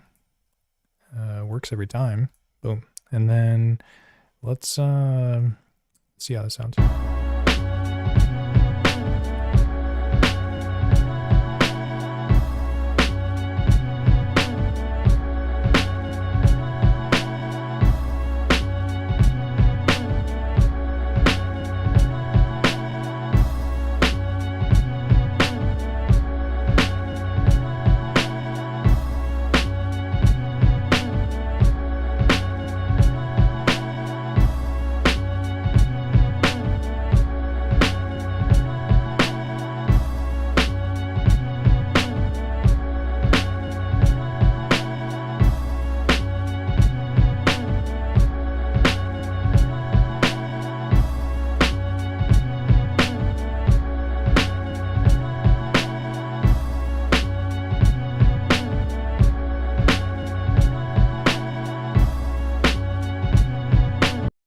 So we got a nice drum section there, rhythm section, as it can so be called. We, I think, are good to go back to the sample chops and do something a little more creative. So let me move this down here so I don't lose it. There we go. And then from here, we'll do 42.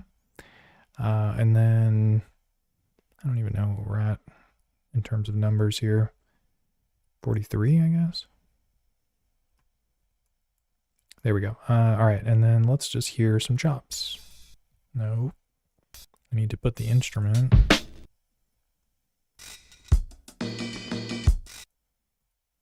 Oh, gotta bring it all the way down.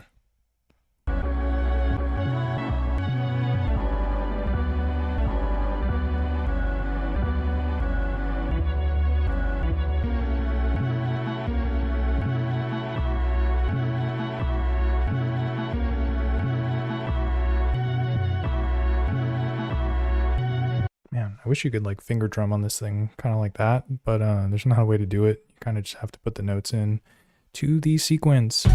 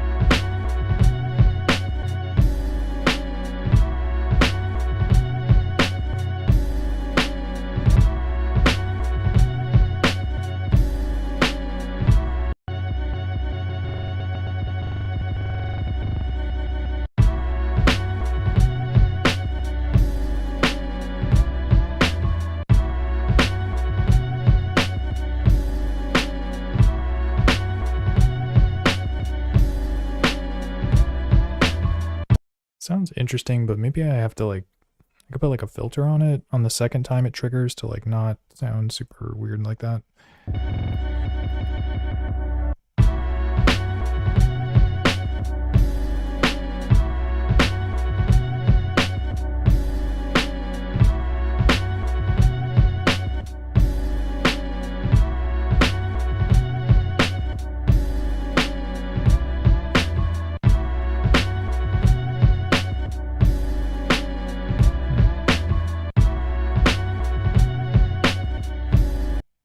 try playing in reverse, maybe. Oh, but that, I think the way I chop the sample is going to screw me over here, but let's try it.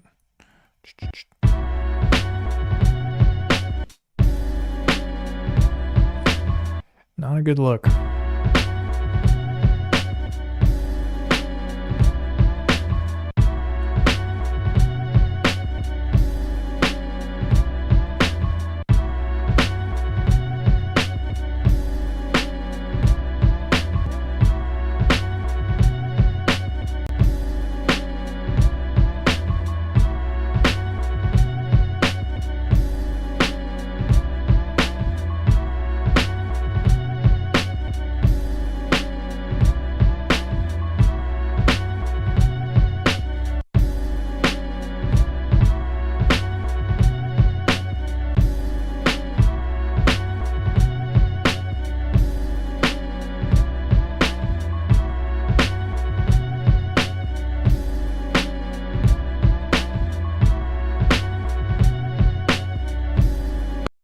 Yeah, so I got to resort to some trickery, basically, with the sequence, because the sample chops are not long enough to play through at this BPM. So I kind of have to throw in these extra notes that you've been seeing, like this one and this one, so that it like goes through the whole like pattern or whatever, and it doesn't just like cut off and there's empty space. But to make it a little bit more interesting, what I've been doing is, sorry, give me like a second here. It's like a little crumb that fell on my screen. So yeah, what I've been doing is I've been adding the same note, but then I changed the start time. So like this is normally when the note starts. Whoops. But then here I have it start a little bit later.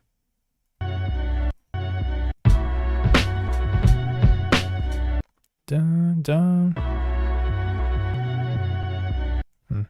But yeah, so it kind of like can extend it a little bit in a way, and make the chops long enough to last at the 87 BPM range.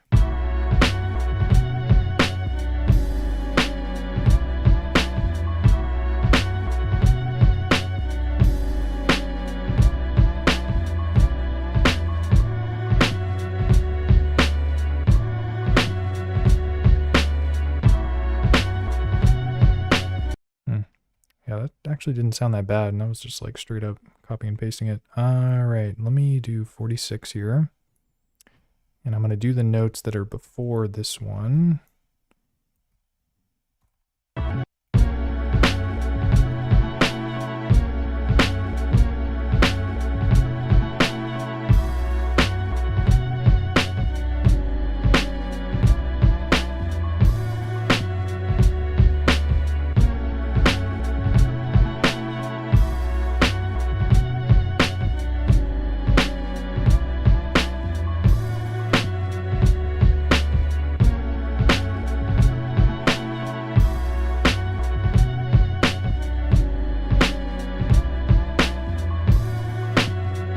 Yeah, there's one part of this that I kind of don't like. I need to try and fix it.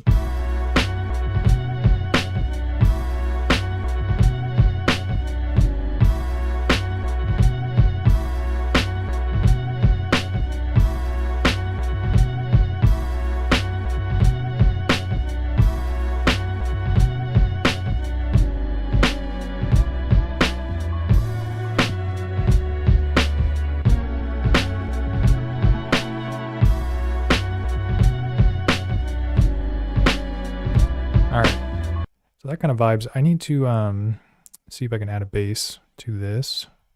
So let's find a good bass sample.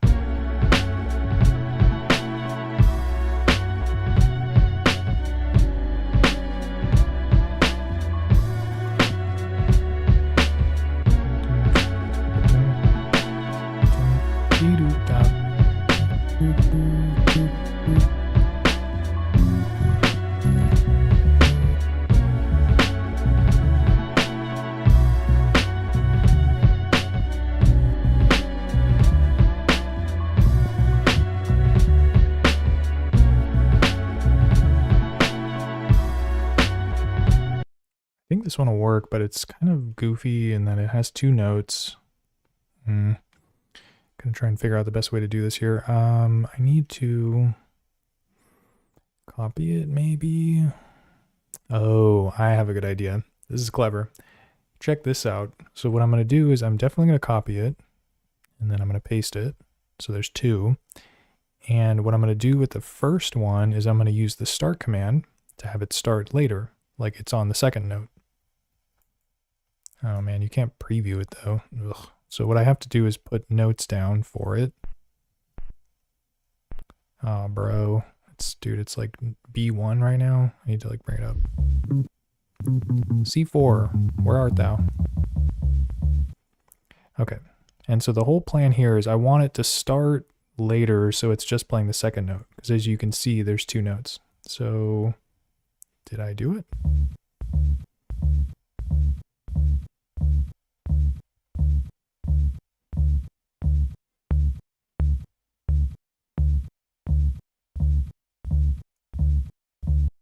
I think that works. Nice. Okay. That's good. And then I need to do something similar to the other copy. And so this one, I want to make it so it doesn't play the second note. So the other one is just playing the second note. This one, no second note. It's kind of complicated, but we're getting through it. And so to do that, I have to use the length parameter.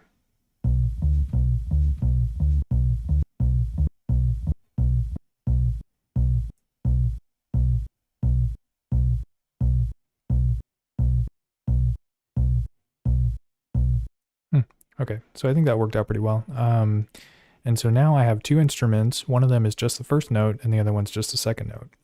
Probably could have copied and pasted it as a file and maybe save myself some time, but oh well.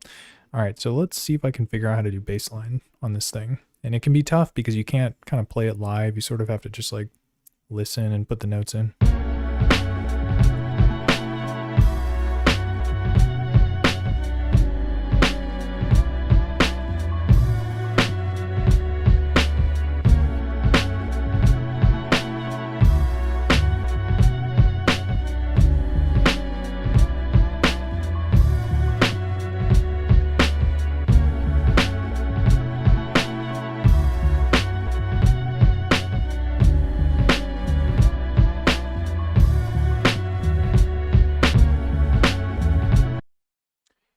Flex Vanity, that step sequencer life hack for 1/64th notes is nasty. Non-quantized human touch. Step sequencer life hack for 64th notes. Do you mean like, so right now there's 16, but you're talking about like quadrupling the tempo so that it's, yeah, so that each note corresponds to 1/64th instead of 1/16th?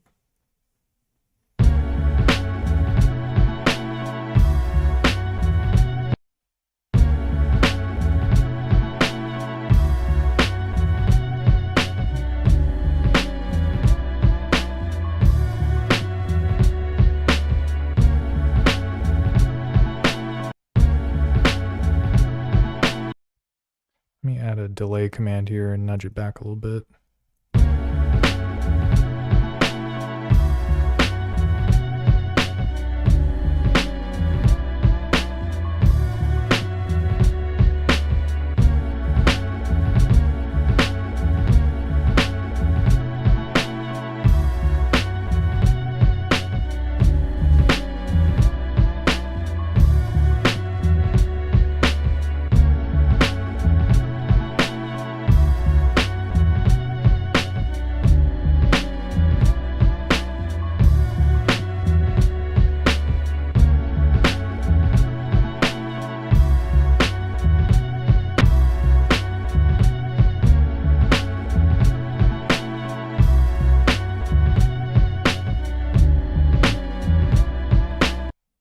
Trying to be kind of lazy when it comes to this and use the transpose feature, but it's like, I don't know, I can never get it to work in the way that I want it to. I think it's probably better if you have like instruments that you know are all like C notes, and it's like, I don't know, man. I don't know much about music theory, so just doing what I can, doing my darndest.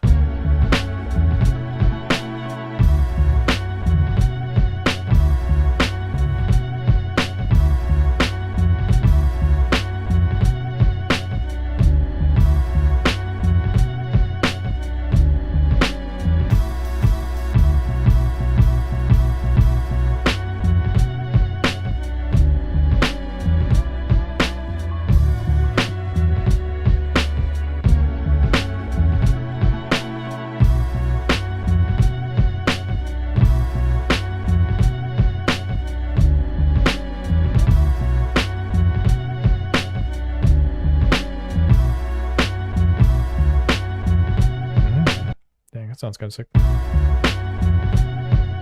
Oh, I need to add the timing. Delay 1 and then delay 2.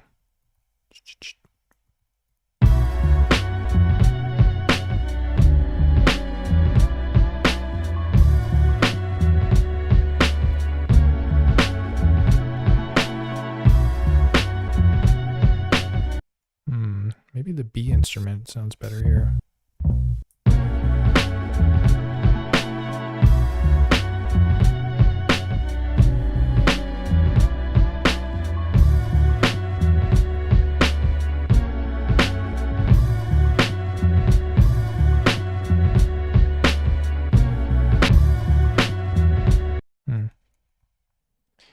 And I'm telling you, doing these note sequences, you gotta like really, you gotta know where your head's at. It's on your shoulders. Let's see.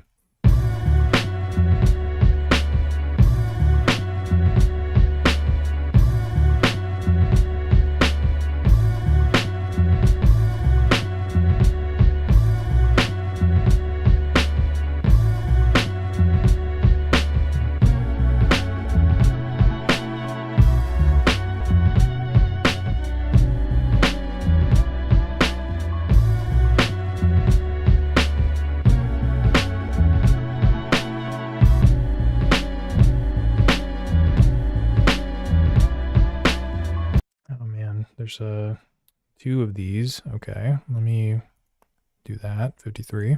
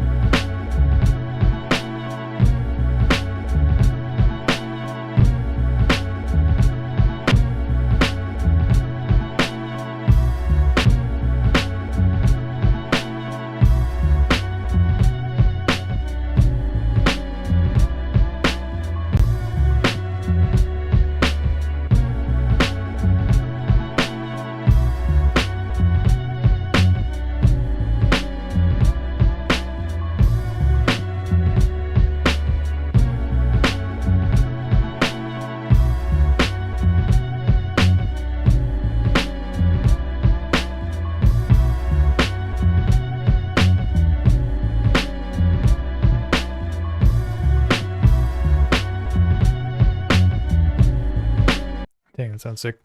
Yeah, your copy paste table for swing sounds less quantized. Yep, that's kind of the play with that thing, because I don't know, are you familiar with that table configuration? I did a video about it, which came out on Sunday, so it's still pretty new. Or, I mean, it's not a new table configuration. It's been around for a long time. But you may not be aware of how it works. So if you're interested in seeing a demonstration of it, let me know.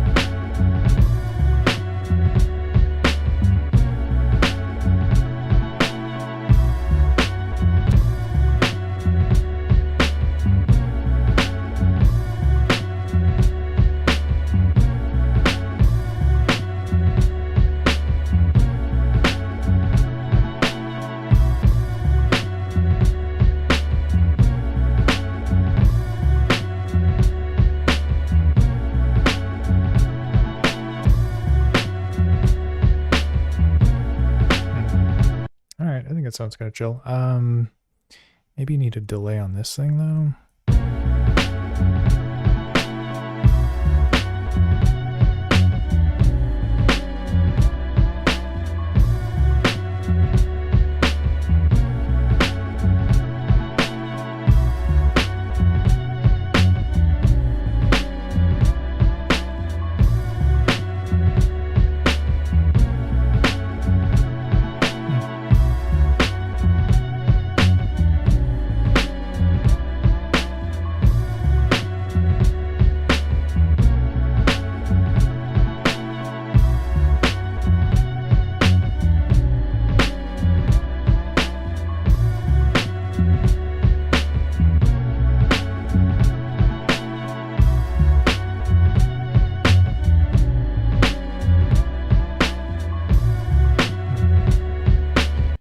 So that's kind of the tricky part too when it comes to splitting instruments like I did with the bass, is that if I want to make changes to the filter, I have to do it to both.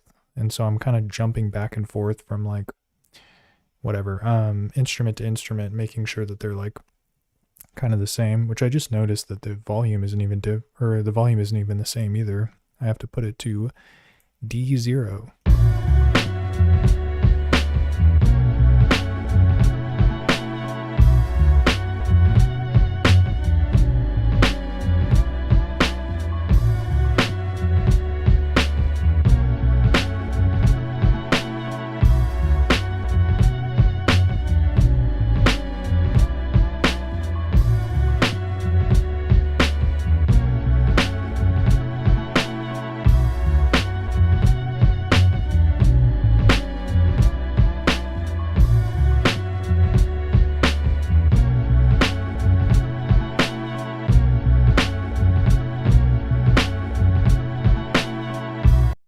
Nice. Okay, so the bass line sounded pretty chill.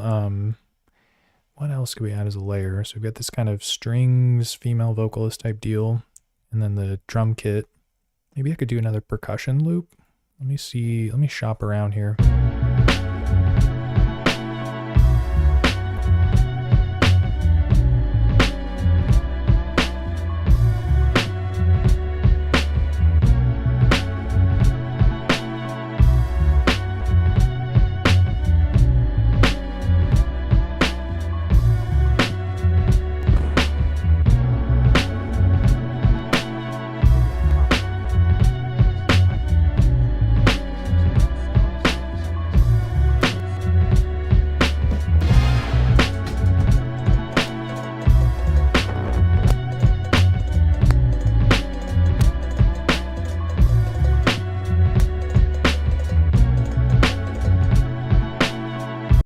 I kind of vibe with this cowbell. Let me pitch it down, see what it sounds like. Oh. C4. Nevermore.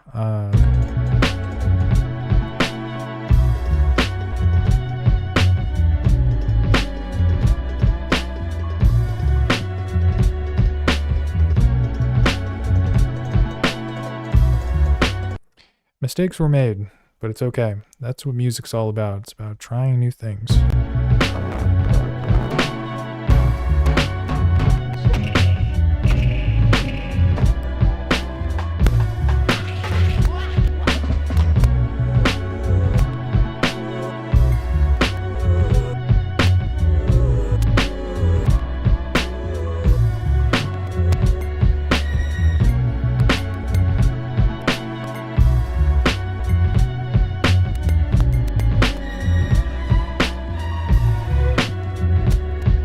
Already got strings.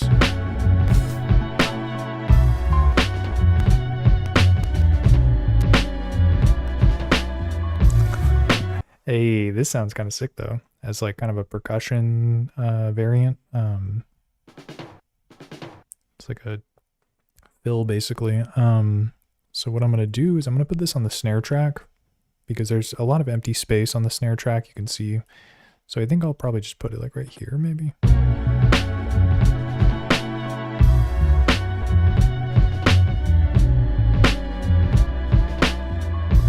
Let me listen to it soloed.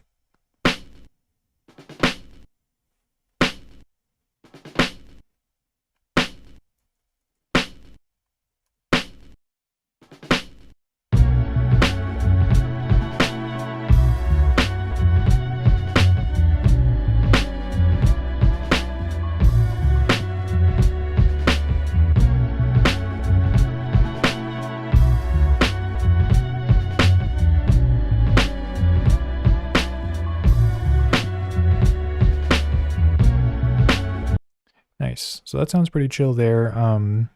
But so I've got it every other bar basically. So you can see the first one is just the snares, and then the second one, it has the roll.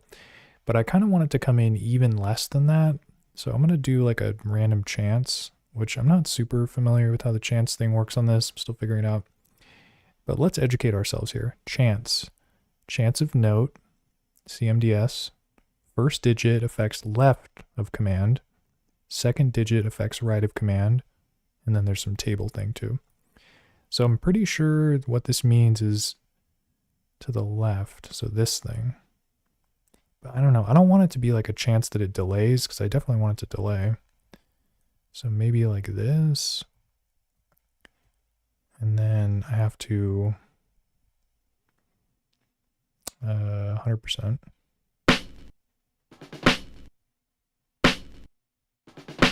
Or, okay, so the one on the right needs to be 100%. I always want the delay to happen.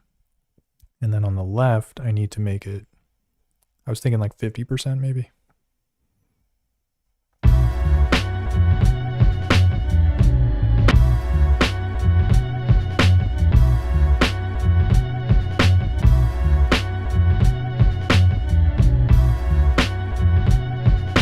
It keeps doing it like every single time, which is weird because it's supposed to be 53%.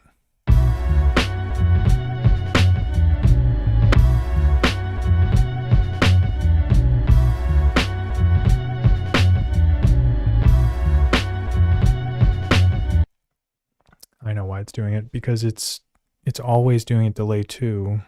Oh man, this is like complicated. I guess I'll just get rid of delay 2. That was it.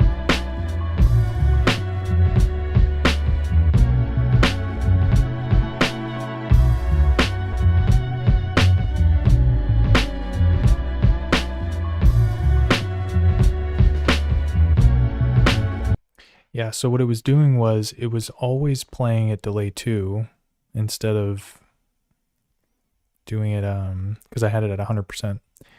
And then this had a chance to play as well, I guess without the delay. I don't know. I'm going to put the delay here though, delay 2, and I think this is going to make it work correctly.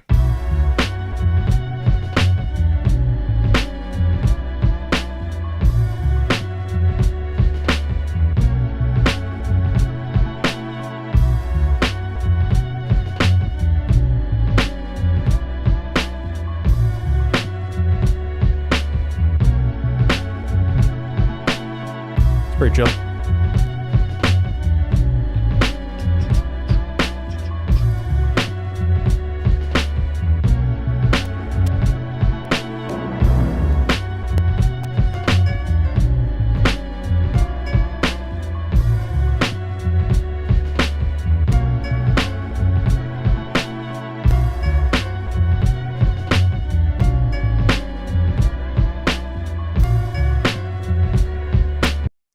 I don't know why, but I really like this sample. Yeah, it's the Belafonte Vienne Ethnic Pluck.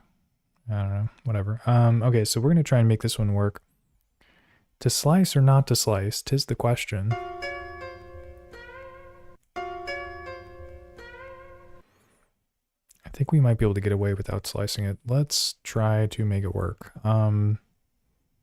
Or maybe I should. Ugh. Okay, well, we'll just try and make it work without. Come back to it if we need to.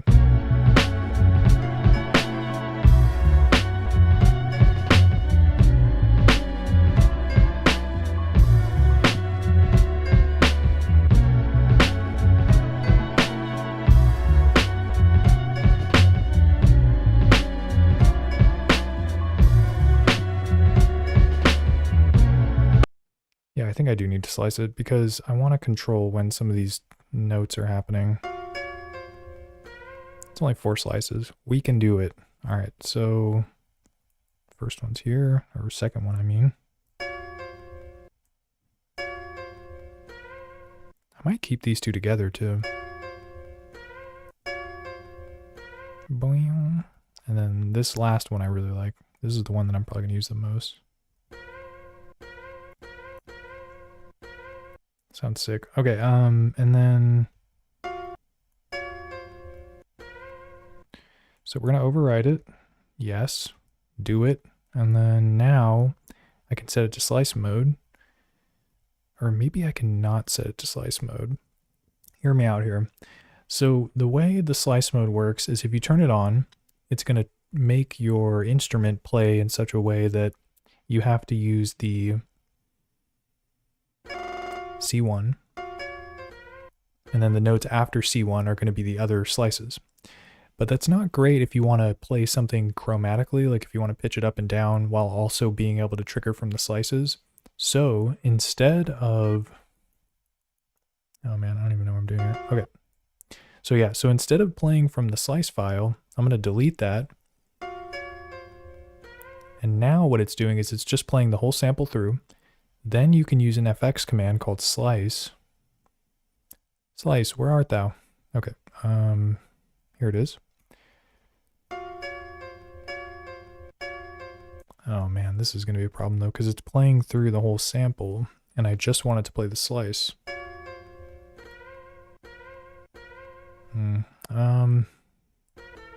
But the cool thing now is that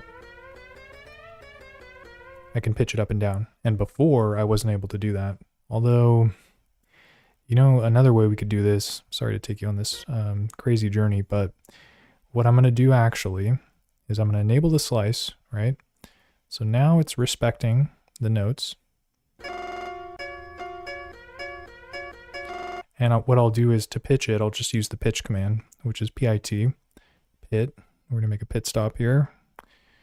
Don't hit stop. Dude, look at all these freaking commands. There's like a million. Where is it? There it is. All right, and so this theoretically should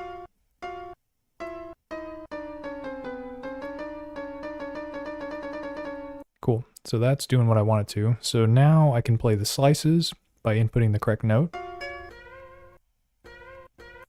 This is the one, really. And then we can use pitch. Cool. So that's how we're going to do it. All right.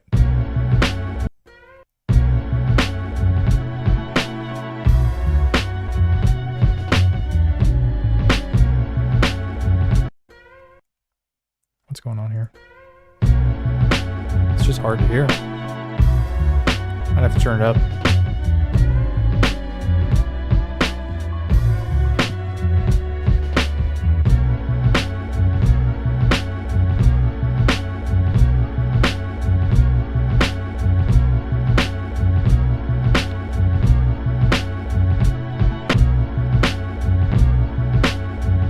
Dude, pitch down 8 though sounds kind of sick. Or what about a whole octave?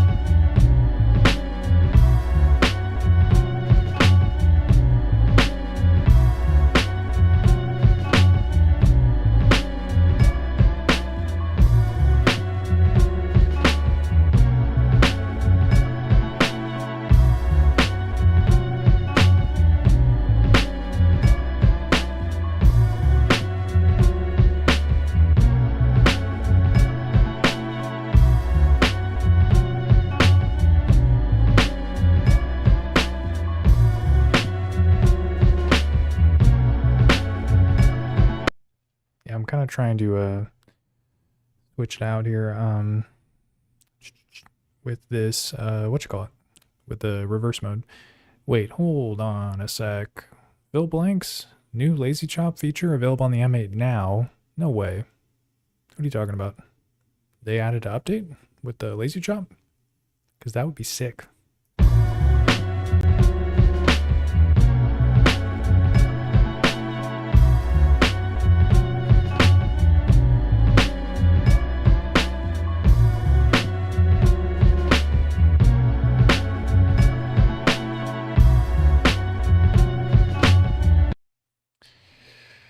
Just dropped an update today? Dude, hold on a sec.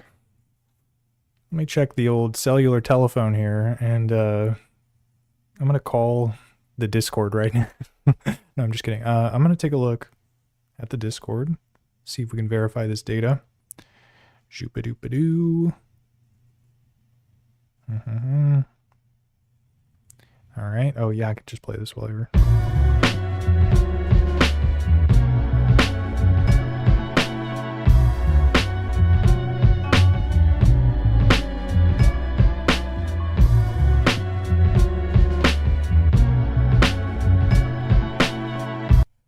Is it like a...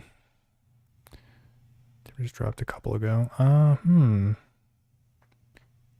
Can find... Oh, the beta testing section. Yeah, I was like, normally I get pinged for those announcements. Beta testing, though, dude. I'm gonna have to check this out, dude, because that sounds epic. I'm gonna enroll myself in the beta. I'm gonna become the beta. And yeah, that's sick. I appreciate the heads up, man. I'm definitely gonna mess around with that, because yeah, slicing right now is it's not an optimal experience, I would say. But again, this device is kind of like, you know, doing what it does. Yeah, 4.1.0. Making a note to check that out. Dude, that's sick, man. That's a game changer. I'm surprised he freaking did that so quickly. But or maybe I'm not, because that's what's up. That's what the community's about.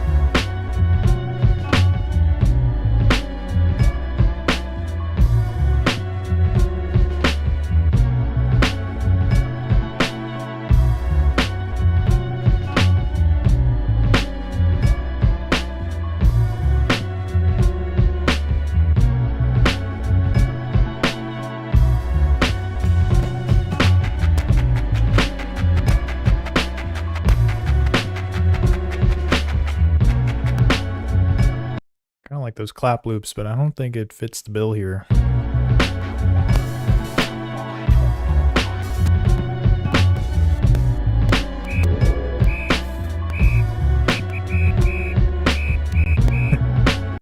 Dude, whistles are sick. Not gonna lie.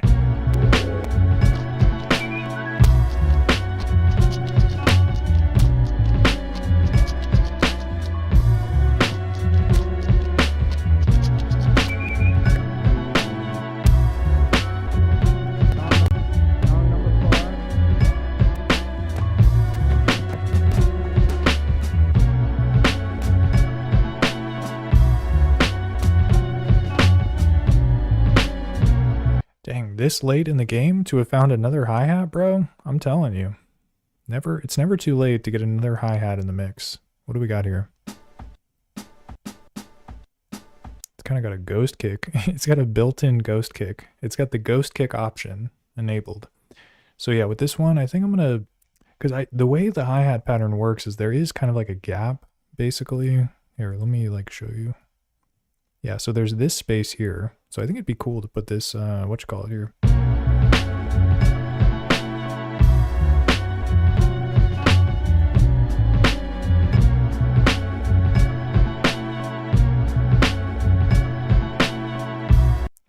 to do my little table shenanigans on this thing. Or maybe the delay command will work. Let's be a little bit lazy here. See what's what. I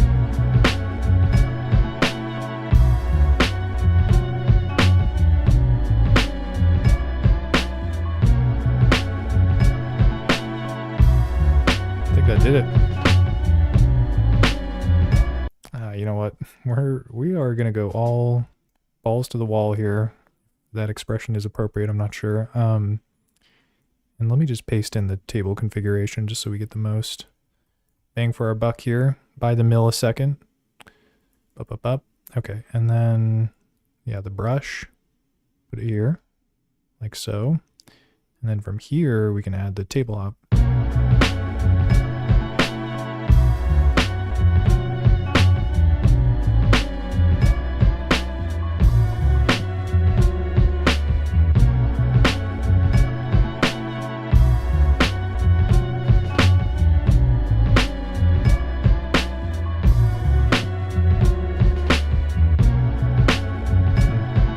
Man, I just realized I gotta do something about this, the last kind of boom.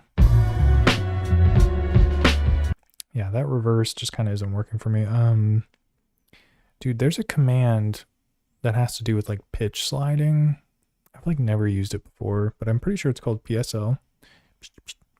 Slide note, number of ticks to slide to given note. I don't really know how this works.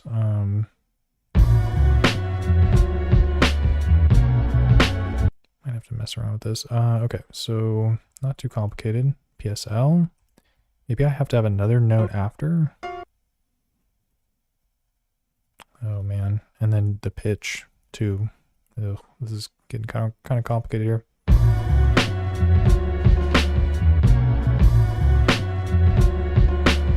Maybe this has to be on the first one.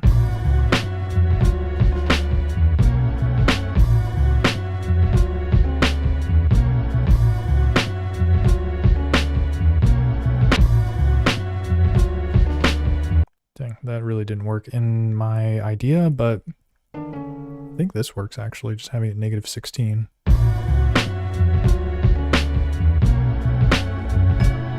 Put a delay in there too.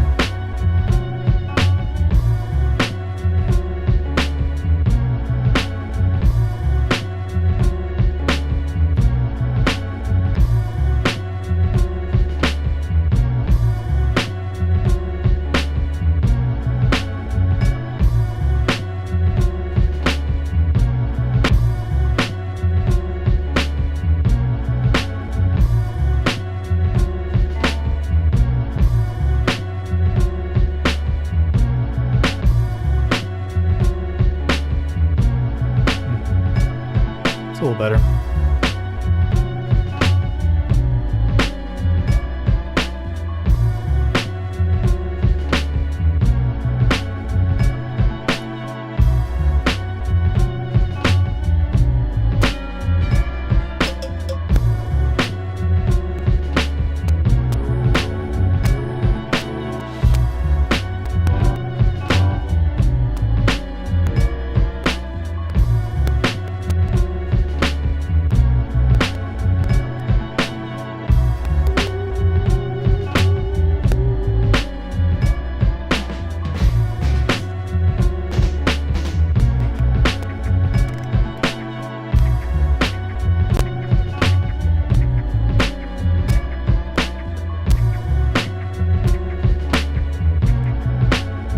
Dude, this rhythm guitar, I don't know, man. It's like calling my name. I don't know if it's going to work, but what I noticed about it is that it plays in the left channel,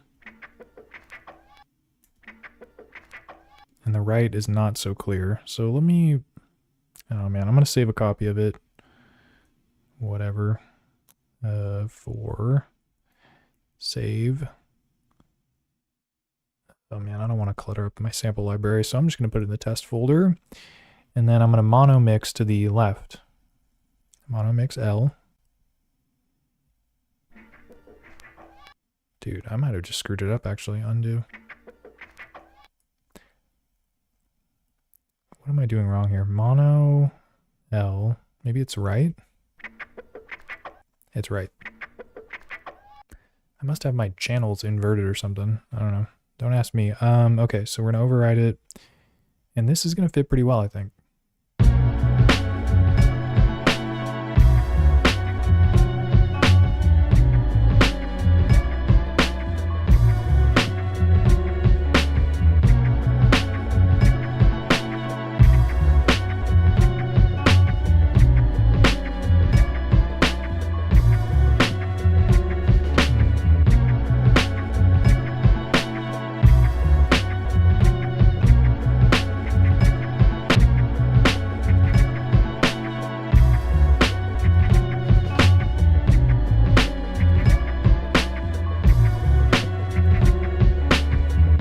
Dang, that gives it a unique rhythm. And what I did was I added a start command to kind of start it a little bit later. So again, instead of slicing it, you can just control the playback by using the start command.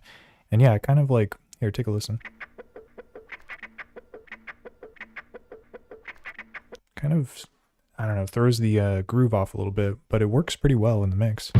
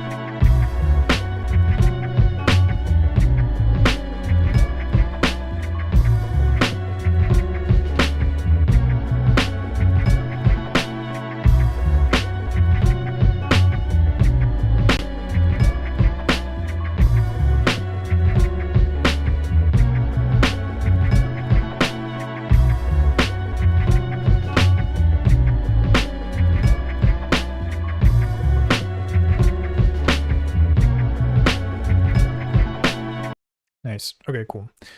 So this is in pretty good shape here. I think, oh man, been streaming for a while here, 2.5 hours. I think I'm going to call it at this point, but just want to say thanks to everyone who dropped by, said what's up. Everyone who gave me some tips, shared the knowledge, appreciate it. And yeah, hope you all have a good rest of your night and keep an eye out for more sick videos, and peace.